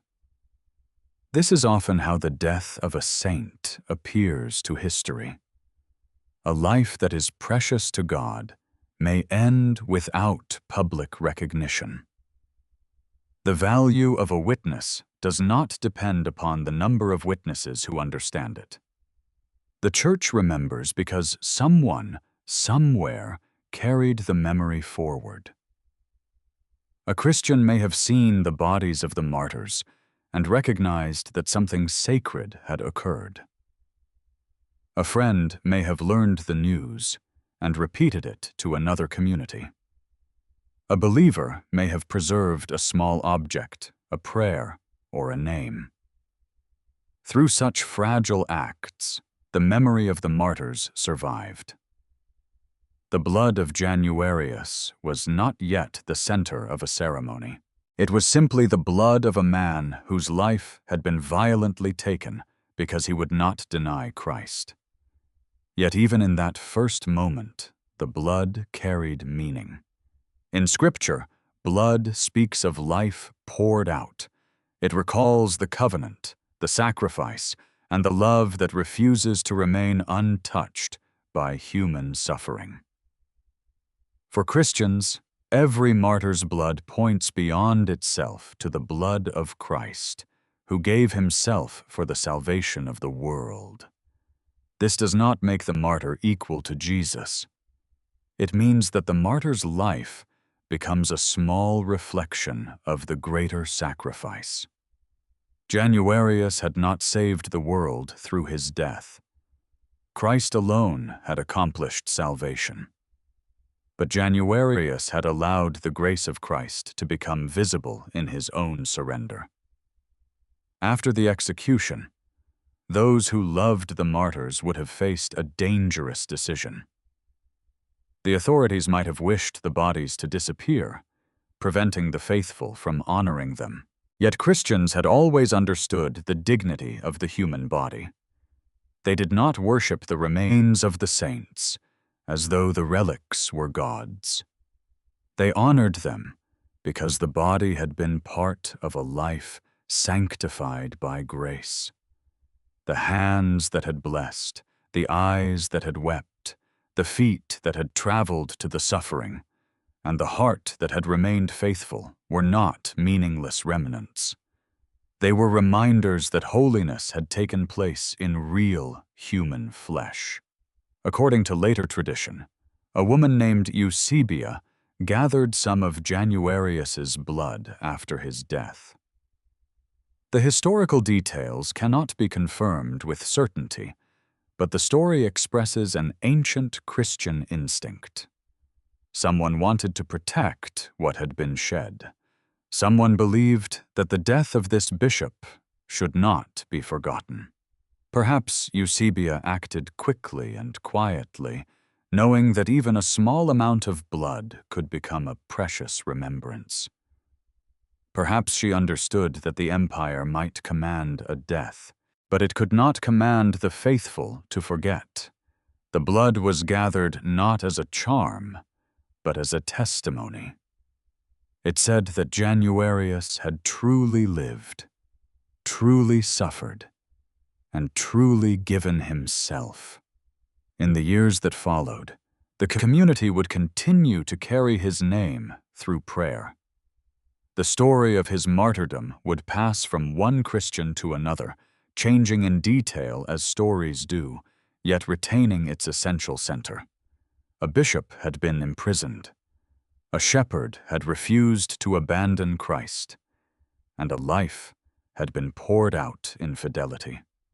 The blade had ended his earthly pilgrimage, but it had not ended the journey of his witness. The sword could end a life, but it could not decide what that life had become. The sword could end a life, but it could not decide what that life had become. And in the quiet days after the execution, the memory of Januarius passed into the care of the Christian community. The first response to the death of a martyr was not curiosity, but mourning. The believers who had known him would have felt the absence of his voice, the empty place where he once stood, and the sudden responsibility of continuing without the shepherd who had guided them. Yet Christian mourning was never meant to become despair. The community believed that the man who had died in Christ was not lost to Christ. His body had been wounded, but his soul had entered the presence of the Lord. The people could grieve honestly while still giving thanks. They could weep because they loved him, and rejoice because they believed his faith had reached its fulfillment.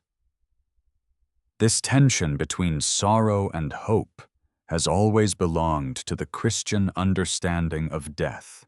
It is not a denial of loss. It is the conviction that loss does not possess the final word. The care given to the remains of a martyr therefore became an act of both love and faith. Christians did not regard the body as a disposable shell. They believed that the body had been created by God, joined to the soul, and destined for resurrection. The hands of Januarius had blessed the faithful. His feet had carried him along roads to the suffering. His eyes had seen the poor and the imprisoned. His lips had proclaimed the gospel and spoken the prayers of the Eucharist. These physical acts had been instruments of love. To honor the body was to honor the life that grace had transformed. It was also a way of resisting the empire's attempt to reduce a human person to a condemned object. Rome could display a punishment, but the Church could receive a witness. The body of the martyr, treated with reverence, proclaimed that no person becomes worthless because a government has declared him an enemy. The traditions surrounding Januarius remember that his blood was gathered after his death, often associating the act with a woman named Eusebia. The details are not preserved with the certainty of a contemporary account, and the story should be presented as a long-standing devotional tradition. Even so, its spiritual meaning is clear. Someone saw the blood of the bishop and understood that it should not simply disappear into the ground. Someone recognized that what had been poured out in faith could become a sign for those who remained. In the ancient world, blood was connected with life, covenant, sacrifice, and belonging. For Christians, the blood of a martyr naturally recalled the blood of Christ, though it never replaced or equaled the Eucharistic mystery. This distinction is important. The relic of Januarius is honored because it belongs to a servant of God whose life pointed toward Christ. The Eucharist is not a relic and not a symbol of a dead person. It is the sacramental presence of the living Lord. Januarius's blood can remind the faithful of the cross, but the Eucharist unites them directly to the sacrifice of Christ. The relic directs the heart beyond itself. It says, in effect, "Remember the one whose life was offered, and remember the Lord who made such an offering possible." In this way, Christian devotion avoids turning the saint into an object of superstition. The saint is not a substitute for God. He is a witness to God's grace. The Christians who preserved the blood of Januarius would have understood that the relic did not possess power apart from the Lord. If prayers were answered through his intercession, they believed that the answer came from God. If protection was experienced, it was received as mercy, not as a mechanical force contained inside a vessel. The relic served as a physical point of memory in a faith that took the material world seriously. Christianity proclaimed that God had entered history through a real body, had touched the sick with human hands, had accepted death in human flesh, and had risen bodily from the grave. For that reason, the Church could honor places, objects, and remains connected with holy lives without confusing them with the Creator. The memory of Januarius would have been preserved first within the local churches of Campania. His name may have been spoken during prayers, especially when the community gathered to remember those who had died for Christ. The faithful could visit his tomb, offer thanksgiving, and ask that his example strengthen them. A martyr's tomb was not merely a place of mourning. It became a place where the living encountered the continuity of the Church. The believers who prayed there understood that the community extended beyond those still walking the earth. The saints were not absent in the sense of being erased. They belonged to the larger communion that joined heaven and earth. On anniversary of the martyrdom, the Church could remember the date not as the day Januarius was defeated, but as the day his witness was completed. Such remembrance gave time a new meaning. The year no longer moved only through harvests, political events, and family celebrations.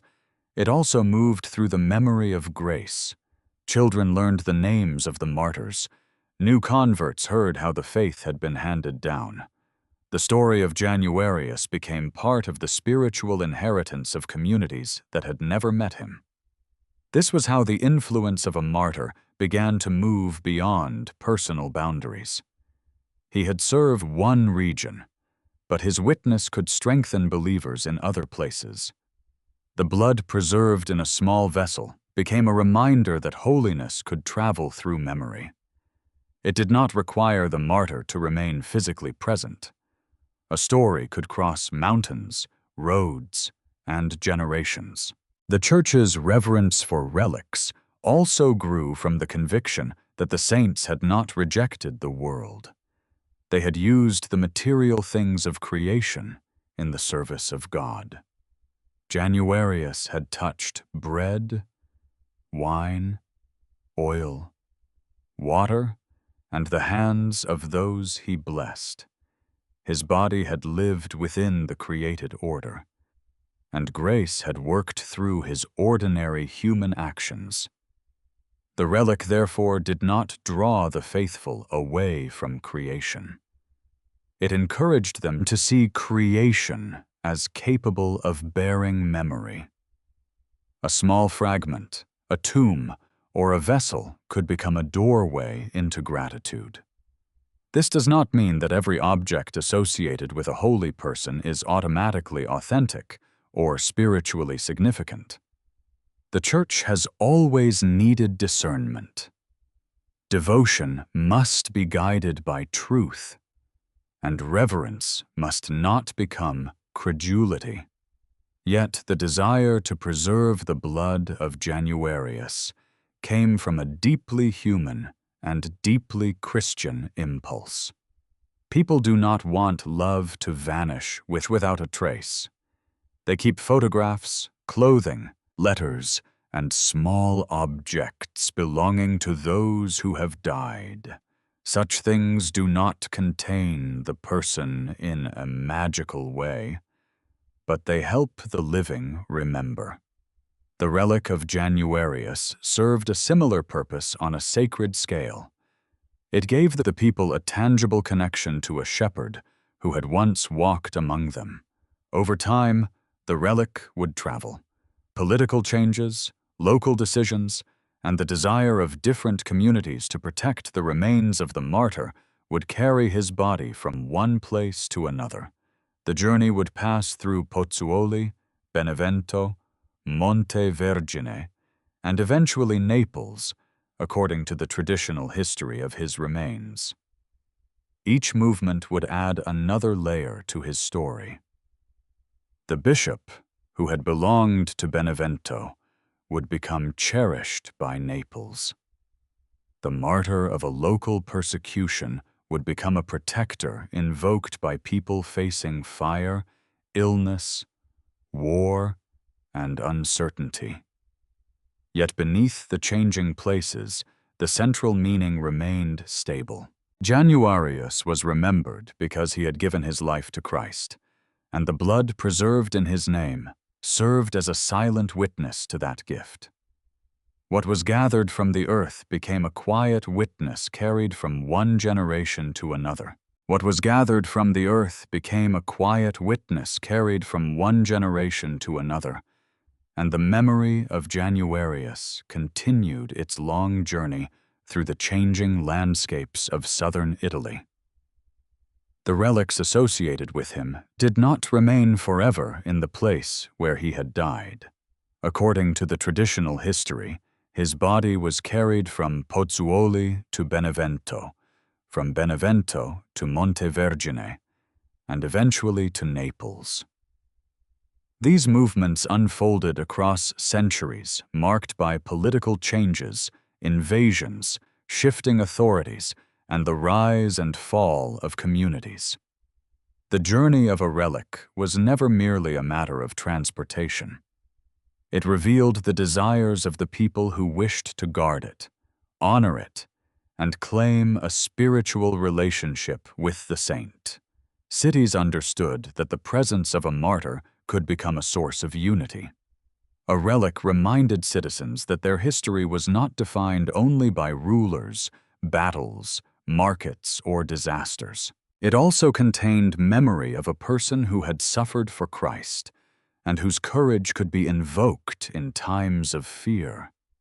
When the relics of Januarius reached Naples, the relationship between the bishop and the city began to deepen. Naples was already ancient, beautiful, and complicated. It had been shaped by Greek foundations, Roman expansion, Christian communities, and the many peoples who had passed through the region.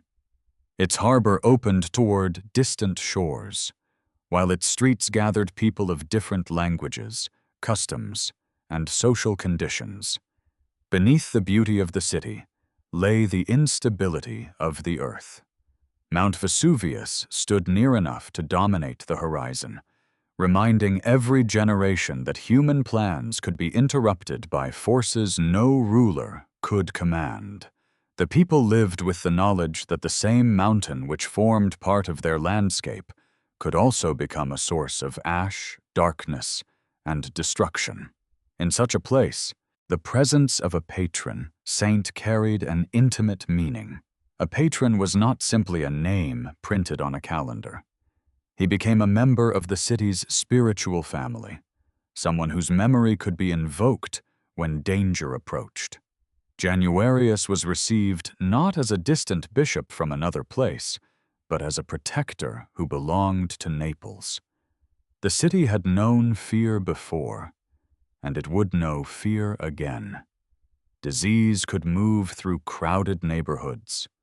War could bring hunger and uncertainty. Earthquakes could destroy homes without warning. The sea could threaten fishermen, and the volcano could make the ground itself seem uncertain. In these circumstances, people turned toward prayer not because they believed that faith would make them immune to suffering, but because they needed to remember that suffering did not have to be faced alone. The relic of Januarius gave a visible center to that prayer. It connected the present city with the ancient church and with a bishop who had already passed through imprisonment, judgment, and death. His courage became part of the city's language. When people spoke of him, they were also speaking about the kind of community they wished to become. A city protected by a martyr was called to become a city that protected the vulnerable. A city that honored a bishop who had served the poor could not remain indifferent to those who were hungry or forgotten.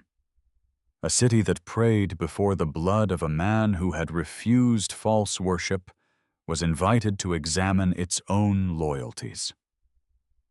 Devotion could not be separated from moral responsibility. The saint's presence was not meant to produce passive dependence, as though a relic could replace compassion. It was meant to awaken the people to the grace that had already moved through the life of Januarius. The faithful could ask for his intercession, but they were also called to imitate his patience, courage, and care for others. This relationship between a city and its patron developed gradually. Stories of protection began to circulate, especially during moments of crisis. Some accounts connected Januarius with the stopping or lessening of volcanic danger. Whether every detail can be confirmed historically, the stories reveal the emotional world of Naples. The people looked toward Vesuvius and understood that their lives depended upon forces beyond their control. They prayed, processed through the streets and carried the memory of their patron into the presence of danger. The saint became associated with the city's hope that destruction would be restrained. In this sense, Januarius was not only remembered as a martyr of the past, he became part of the city's present struggle to survive. The image of a bishop standing between a frightened people and a threatening mountain carries a deep spiritual meaning. A shepherd does not remove every danger from the flock. He remains with them while the danger is faced. The people of Naples may have felt that Januarius stood near them in this way. His relic, carried through the streets, became a sign that their fear was known and their prayers were heard. Even when the outcome remained uncertain, the processions connected the cathedral with the neighborhoods, the wealthy with the poor, the clergy with the families who lined the roads. For a time, the city could see itself as one body. People who rarely met in ordinary circumstances gathered under the same banners, listened to the same prayers, and waited for the same sign. The civic and spiritual life of Naples became intertwined with the memory of San Gennaro. Art, music, architecture, and popular devotion grew around his name. Painters represented him as a bishop holding the symbols of his office, often with vessels of blood or a martyr's palm. Churches were dedicated to him. Families named children after him. Merchants placed his image near their work. The saint became present in both solemn ceremonies and humble daily habits. Such devotion could be tender, humorous, intense, and deeply local. The people did not speak of him as a remote figure from an ancient textbook. They spoke of him as someone whose intercession belonged to the living. This closeness did not erase the historical distance between the 3rd century and later generations. Instead, it allowed the past to enter the present. The faithful imagined that the bishop who had once walked the roads of Campania still cared for the people who walked those roads now. The same region that had witnessed his ministry continued to experience hardship, and his memory gave the people a language for enduring it. There were also moments when the city's devotion could become entangled with fear and superstition. When a miracle was expected, people might look for omens. When the blood remained solid, some interpreted it as a warning of misfortune. The Church had to guide the faithful toward a deeper understanding. The purpose of devotion was not to control the future through ritual, nor to transform the saint into a guarantee against every disaster. Christian prayer does not command God. It asks, trusts, and remains open to divine wisdom. Januarius himself had not been spared suffering simply because he was faithful. His holiness had not placed him beyond the reach of death. Therefore, the people who honored him were invited to seek not only protection from disaster, but the grace to remain loving within disaster. The cross remained the measure of every Christian devotion. A saint could intercede for the city, but the saint's own life had passed through suffering. His protection was not the promise that Naples would never be wounded. It was the promise that the wounded city could continue to hope. Over time, the relics in Naples became associated with a phenomenon that would draw the attention of the wider world. The blood of Januarius, preserved in glass, would be seen to change before the faithful. Yet before that event became famous, the deeper relationship between the martyr and the city had already been established. The people had learned to call upon him in times of danger. They had woven his memory into their identity. They had seen in him a companion beneath the shadow of Vesuvius. The bishop, who had once belonged to a small Christian community, now belonged to an entire city. The bishop, who had once belonged to a small Christian community, now belonged to an entire city, and within that city, his memory would become connected to a phenomenon that has remained one of the most enduring religious mysteries in the world. The people of Naples had already honored Januarius as a martyr and protector long before the blood became the center of public expectation. They prayed to him during danger, carried his relics through the streets, and regarded his presence as part of the city's spiritual life. Yet, at some point in the late medieval period, the faithful began to speak of the blood changing within its sealed vessel. The first written record generally associated with the liquefaction dates from the year 1389. This does not prove that the phenomenon began in that year. It simply marks the earliest known written testimony commonly cited in connection with the event.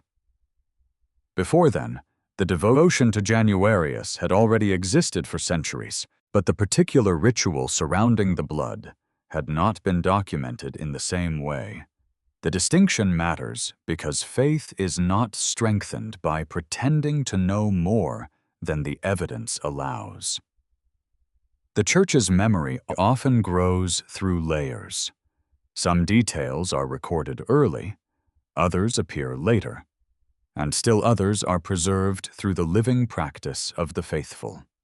The story of the blood belongs to this long movement between history, devotion, observation, and interpretation.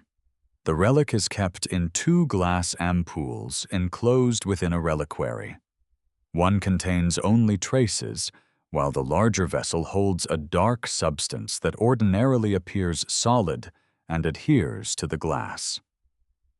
During the traditional ceremonies, the reliquary is brought before the people, and the ampoule is held so that the gathered faithful can observe it. The archbishop or another authorized minister turns the vessel carefully, showing whether the material moves. At first it may seem fixed, dry, and unresponsive. Then, according to the testimony of many observers, the mass can begin to soften, detach itself from the side of the glass, spread across the vessel, and take on a more liquid appearance. Sometimes the change is rapid. Sometimes it takes much longer. Sometimes it does not occur. The unpredictability has always formed part of the mystery. If the event happened according to a simple schedule, with no variation, it would be easier for people to treat it as a routine performance. Instead, the faithful wait. They pray. They watch. They wonder. The ceremony transforms time into a spiritual experience. Minutes may feel longer because the people are not merely observing an object. They are bringing the needs of their city into a moment of prayer. Elderly women, families, clergy, visitors, and strangers stand together, each carrying private hopes into the public gathering. The traditions surrounding the ceremony speak of the relatives of Saint Januarius, often called the aunts of San Gennaro, whose intense prayers and emotional appeals have become part of the atmosphere. Their devotion may appear unfamiliar to outsiders, but it reveals the personal closeness with which many Neapolitans regard the saint. They do not approach him as though he were a distant historical figure. They speak to him with the familiarity of a beloved member of the family. Their prayers can be tender, urgent, and even insistent. Beneath the visible emotion lies a profound trust that the saint is not indifferent to the suffering of the people. The blood is traditionally presented on 3 principal occasions each year: The first is connected with the commemoration of the transfer of the relics to Naples, observed on the Saturday before the first Sunday of May. The second takes place on the feast of Saint Januarius, September 19th, which recalls his martyrdom. The third occurs on December 16th, a day associated with the city's deliverance during the eruption of Mount Vesuvius in the year 1631. These occasions join the life of the martyr to the life of Naples. May remembers the journey of his relics. September remembers his death.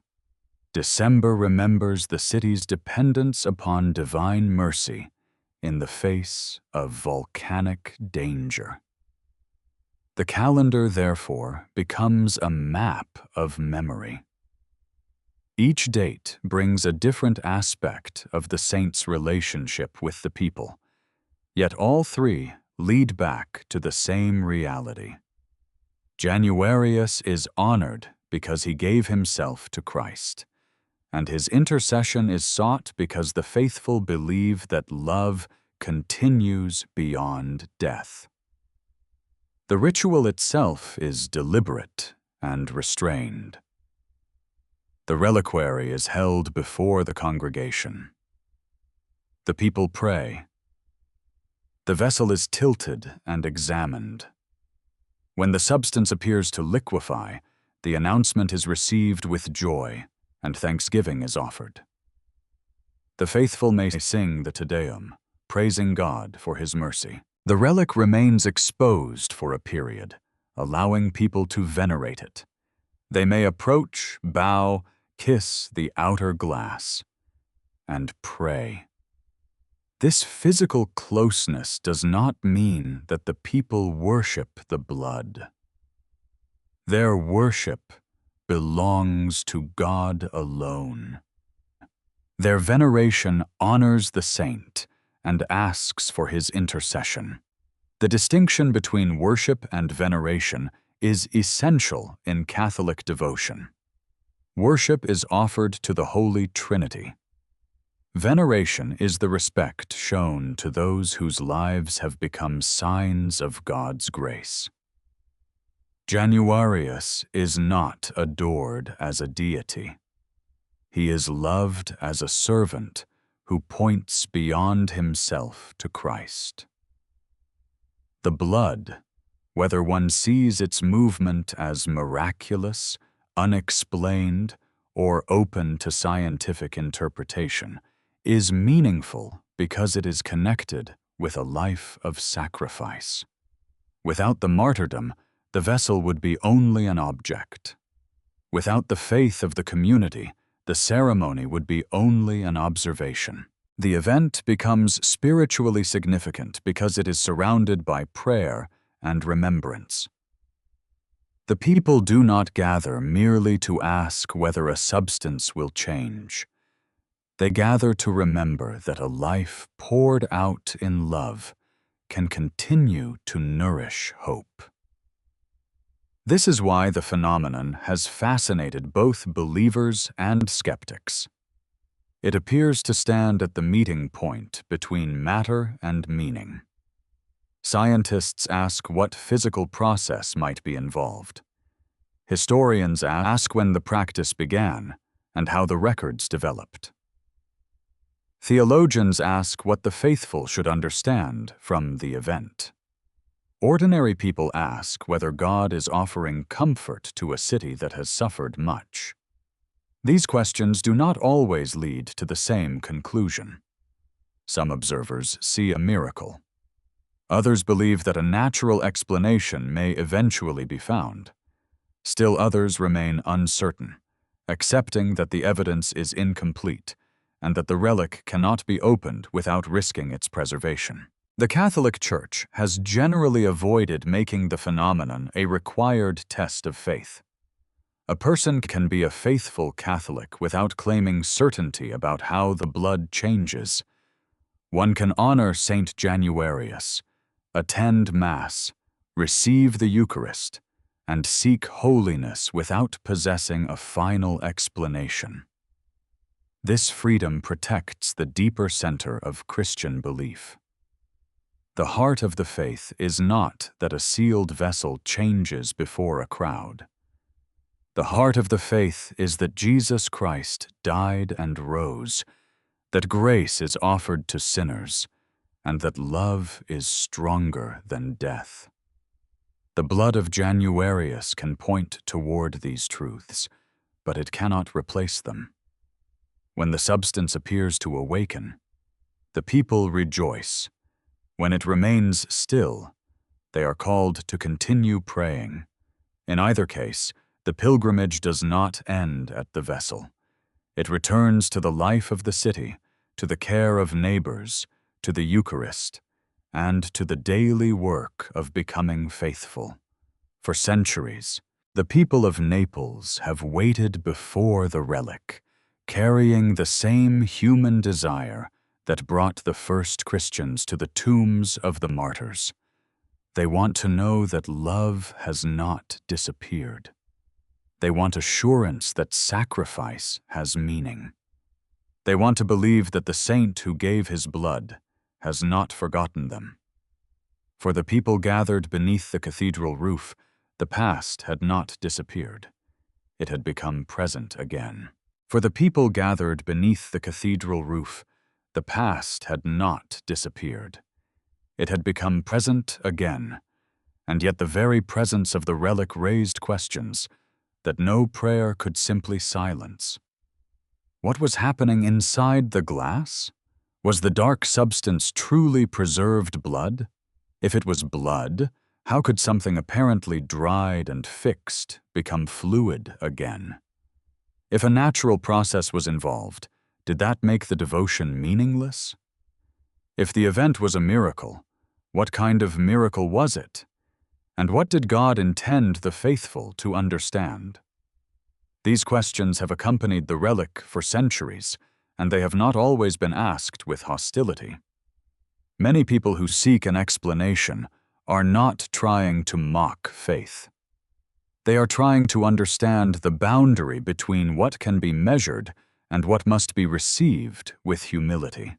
The mystery of Saint Januarius has therefore become a meeting place between religious devotion, historical inquiry, scientific curiosity, and the ordinary human desire to know what is real.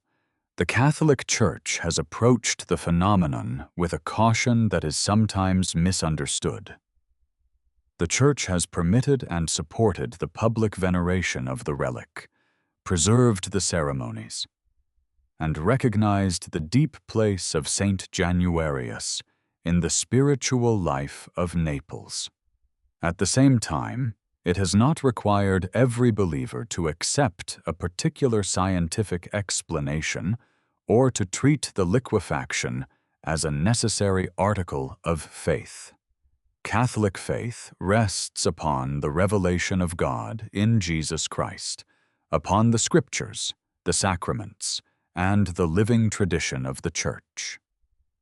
The liquefaction may encourage devotion, but it does not stand at the center of the creed. A person does not become a Christian by believing that the blood changes. A person becomes a Christian by receiving the grace of Christ and learning to live in communion with Him. This distinction does not diminish the relic. It places the relic in its proper setting. The Church has always been careful with extraordinary claims because human beings can be mistaken, enthusiastic, or eager to see confirmation of what they already hope to be true.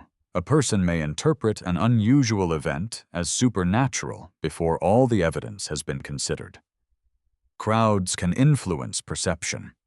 Strong emotion can shape memory. Legends can grow as they pass from one generation to another. Reverence does not require the abandonment of reason. In fact, the Catholic tradition has often insisted that truth has nothing to fear from honest investigation. If the relic is sacred, it should not need deception to preserve its meaning. If a natural explanation exists, Discovering it would not erase the holiness of Januarius. His sanctity would remain grounded in his life, his martyrdom, and his union with Christ. Over the centuries, various explanations have been proposed for the movement of the substance. Some have suggested that heat, pressure, vibration, or the warmth of hands and candles could affect a material with a low melting point. Others have proposed that the contents might include a mixture capable of changing from solid to liquid under certain conditions. There have also been suggestions involving moisture, light, suspension, or other physical properties. These theories have not all been equally persuasive, and some have been challenged by later observations.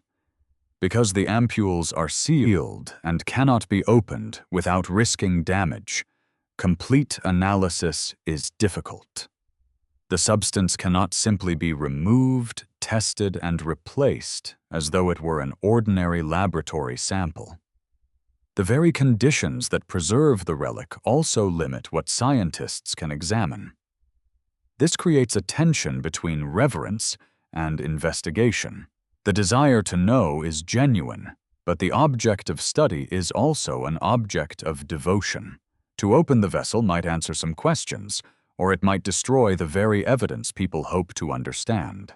The Church has therefore chosen preservation over complete analysis, accepting that some uncertainty will remain. Skeptics have sometimes argued that the phenomenon can be reproduced using certain chemical preparations. Such demonstrations may show that a material can appear solid and later liquefy without obvious direct heating.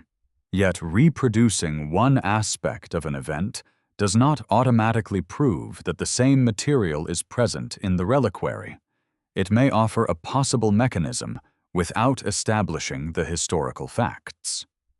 On the other hand, the absence of a complete scientific explanation does not automatically prove a miracle. This is where intellectual honesty becomes important. But believers should not claim certainty where evidence is incomplete, and skeptics should not claim certainty merely because they have suggested one possibility. Both sides are invited to remain patient. The question is not a contest in which one group must humiliate the other. It is an encounter with something that has endured long enough to resist simple conclusions. Perhaps this is why the blood has continued to fascinate the world. It does not allow itself to be reduced easily to either a slogan or a dismissal. It lives in the space between observation and interpretation. People see the same vessel, yet they may understand it differently. One person sees the movement as a sign of divine tenderness. Another sees an unexplained physical process. A third sees a historical ritual whose meaning lies primarily in the people gathered around it. These interpretations may disagree, but they all reveal something about the human search for meaning. The Church's restraint also protects the faithful from turning the relic into a prediction machine. In some years, when the blood has remained solid, people have interpreted the event as a warning of misfortune. Such interpretations belong to popular devotion, but they should not become a substitute for Christian discernment. History is too complex to be controlled by a single sign. Wars, earthquakes, political changes, epidemics, and tragedies do not become simple messages that can be decoded through the movement or stillness of a relic. God's providence is deeper than omens. The Christian response to uncertainty is not panic, but prayer, responsibility, and charity. If the blood fails to liquefy, the people are not abandoned. If it liquefies, They are not guaranteed a life without suffering. The mystery must never become an excuse to avoid the duties of love. Saint Januarius would not have wanted the faithful to spend their energy predicting disaster while neglecting the hungry person at their door. His own life had been devoted to service, not speculation. The cross teaches the same lesson. Jesus did not offer his disciples a method for controlling events. He offered himself and called them to remain faithful. The Eucharist does not provide a secret code for the future. It gives the living Christ who strengthens his people for whatever the future may bring. In this light, the blood of Januarius can be approached with reverence and freedom. Those who believe it is a miracle may give thanks without despising those who ask questions. Those who remain uncertain may still enter the cathedral, pray before the relic, and honor the saint without pretending to possess an answer. The mystery can become an exercise in humility. It reminds the faithful that God is not a problem to be solved, and that the limits of knowledge do not make life meaningless. There are truths that can be measured, truths that can be argued, and truths that can only be entered through trust. The Church does not need to force every mystery into a final explanation. Sometimes it is enough to say that something has been witnessed, that its meaning has been received by generations, and that its ultimate nature remains unknown. Such humility is not intellectual weakness. It is a refusal to turn the sacred into a possession.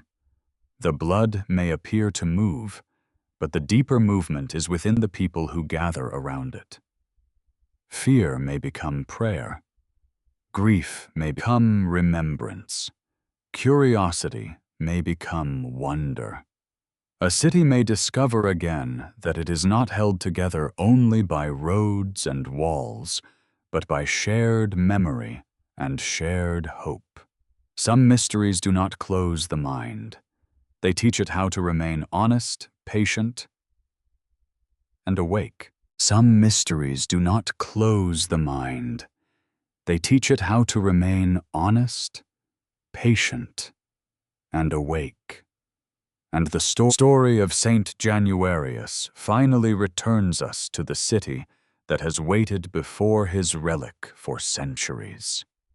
Naples still rises beside the sea, still lives beneath the presence of Vesuvius, still gathers its people through narrow streets and ancient churches, and still carries the memory of the bishop who became its beloved patron. The modern world has changed the appearance of the city, the speed of its movements, and the language used to describe its questions. But the human heart has not changed as much as it imagines. People still fear the loss of those they love. They still wonder whether suffering has meaning. They still seek signs that life is more than accident, and death is more than disappearance. They still bring private burdens into public prayer. This is why Januarius remains close to Naples. His story is not preserved only because something mysterious is kept inside a glass vessel. It is preserved because the city recognizes in him the shape of a faithful life. He was a bishop who did not abandon his people when danger approached.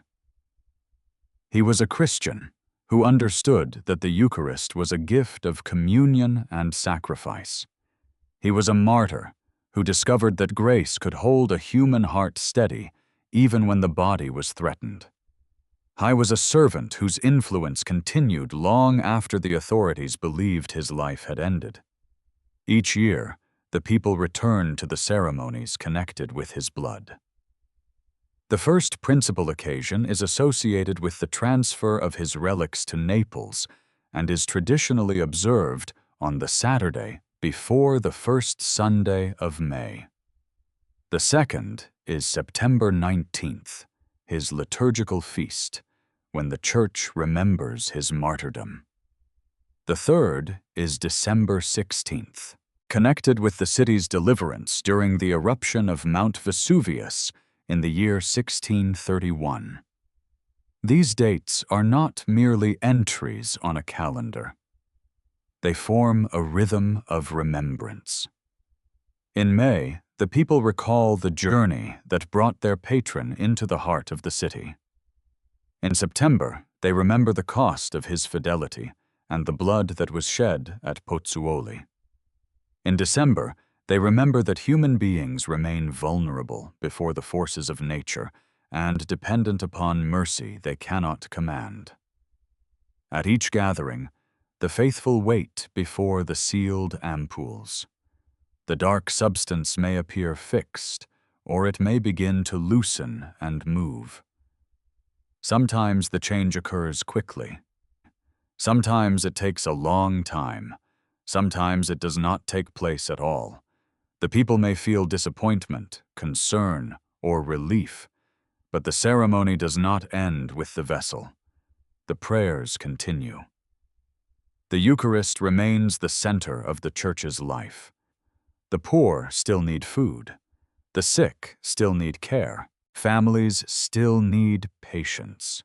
The city still needs courage. Whether the blood becomes liquid or remains solid, the call to holiness remains unchanged. This is perhaps the most important truth connected with the relic. A sign, if it is truly received in faith, should lead people away from themselves and toward God. It should not make them dependent upon spectacle. It should deepen gratitude, strengthen responsibility, and remind them that grace is present even when no extraordinary event occurs. St. Januarius himself did not receive a life free from uncertainty. He did not know every answer before he entered prison. He did not see the future of the Church in Campania. He did not know that his blood would one day be preserved in Naples, or that people from distant countries would discuss the mystery connected with it. He knew only the next duty placed before him. He was called to serve the people near him, to remain faithful to the Eucharist, to encourage the frightened, and to refuse a false act of worship when the authorities demanded it. His holiness was formed through attention to the present. That is why his story can speak to people who will never travel to Naples. Most listeners will never stand beneath the cathedral roof, never see the silver reliquary carried before the congregation, and never hear the cry that the miracle has happened. Yet everyone knows what it means to wait for an answer. Everyone has stood before some closed door in life, wondering whether it would open. Everyone has carried a prayer that could not be explained to another person. The mystery of Januarius speaks to this human experience of waiting. It does not guarantee that every prayer will receive the answer we desire. It does not promise that the substance in the glass will always change. Instead, it reminds us that waiting can become a form of prayer. The people who gather before the relic are not merely waiting for movement. They are waiting with one another. Their shared patience becomes a kind of communion. The old and the young, the strong and the weary, the confident and the uncertain, all stand together before something they cannot fully control. In that moment, they are reminded that faith is not the same as possession. To believe is not to hold every answer in one's hands. It is to remain open to God while the answer is still hidden. St. Januarius understood this through the cross. He did not know how his death would be used by God. He could not see the generations that would be strengthened by his witness. He could only surrender himself. The cross did not explain suffering before it occurred. It revealed that suffering could be entered by love and transformed by resurrection. The blood of the martyr therefore points beyond the mystery of its changing appearance. It points to the deeper mystery of a life given away. A liquid substance may astonish the senses, but a faithful life challenges the heart. It asks whether we are willing to serve when service is inconvenient, forgive when resentment feels justified, pray when the heavens appear silent, and remain near those who suffer when no reward is promised. Januarius's legacy is social as well as spiritual. His devotion has shaped the identity of Naples, influenced its art and music, encouraged processions and charitable traditions, and given generations a common language for hope. Yet the true measure of his influence is found in the countless people who have been comforted by his name. A mother who prays for her child, a worker who asks for strength, an elderly person who remembers a difficult year, and a family that gathers in a time of danger all participate in the living memory of the saint. Their prayers may never enter the historical record, but they belong to the story. The Church is built not only by famous events, but by hidden trust repeated across centuries. In this way, Januarius continues to serve as a bishop. He no longer walks the roads of Campania in the body, but his memory still leads people toward Christ. He reminds them that the Church's treasures are not measured by earthly power. A bishop can be imprisoned, a martyr can be silenced, and a relic can remain enclosed in glass. Yet grace continues its quiet work. The people of Naples do not preserve Januarius because they believe the past can be recovered exactly as it was. They preserve him because the past can still teach the present how to hope. His blood, whether understood as miracle, mystery, or sacred sign, brings the city back to the question with which this story began. What blood can remain silent for centuries, yet seem to awaken whenever a city gathers together in prayer before God? Perhaps the deepest answer is not found in the vessel. It is found in the life that made the vessel meaningful. The blood awakens memory. Memory awakens prayer. Prayer awakens love. And love, when it is joined to Christ, can outlive the body that first received it. As the cathedral grows quiet after the prayers, as the reliquary is returned to its place, and as the people step once more into the streets of Naples, the story does not truly end. It continues in every person who chooses fidelity over fear, mercy over indifference, and hope over despair. Saint Januarius remains beside them, not as a replacement for Christ, but as a witness to what Christ can do in a human life.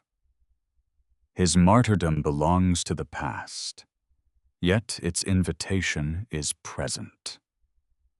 His blood remains mysterious, yet his example is clear. He gave himself to God, and through that surrender, his life became a source of courage for generations. Whether the blood appears to awaken or remains still, the invitation remains the same. To remember Christ, to remain faithful, and to let grace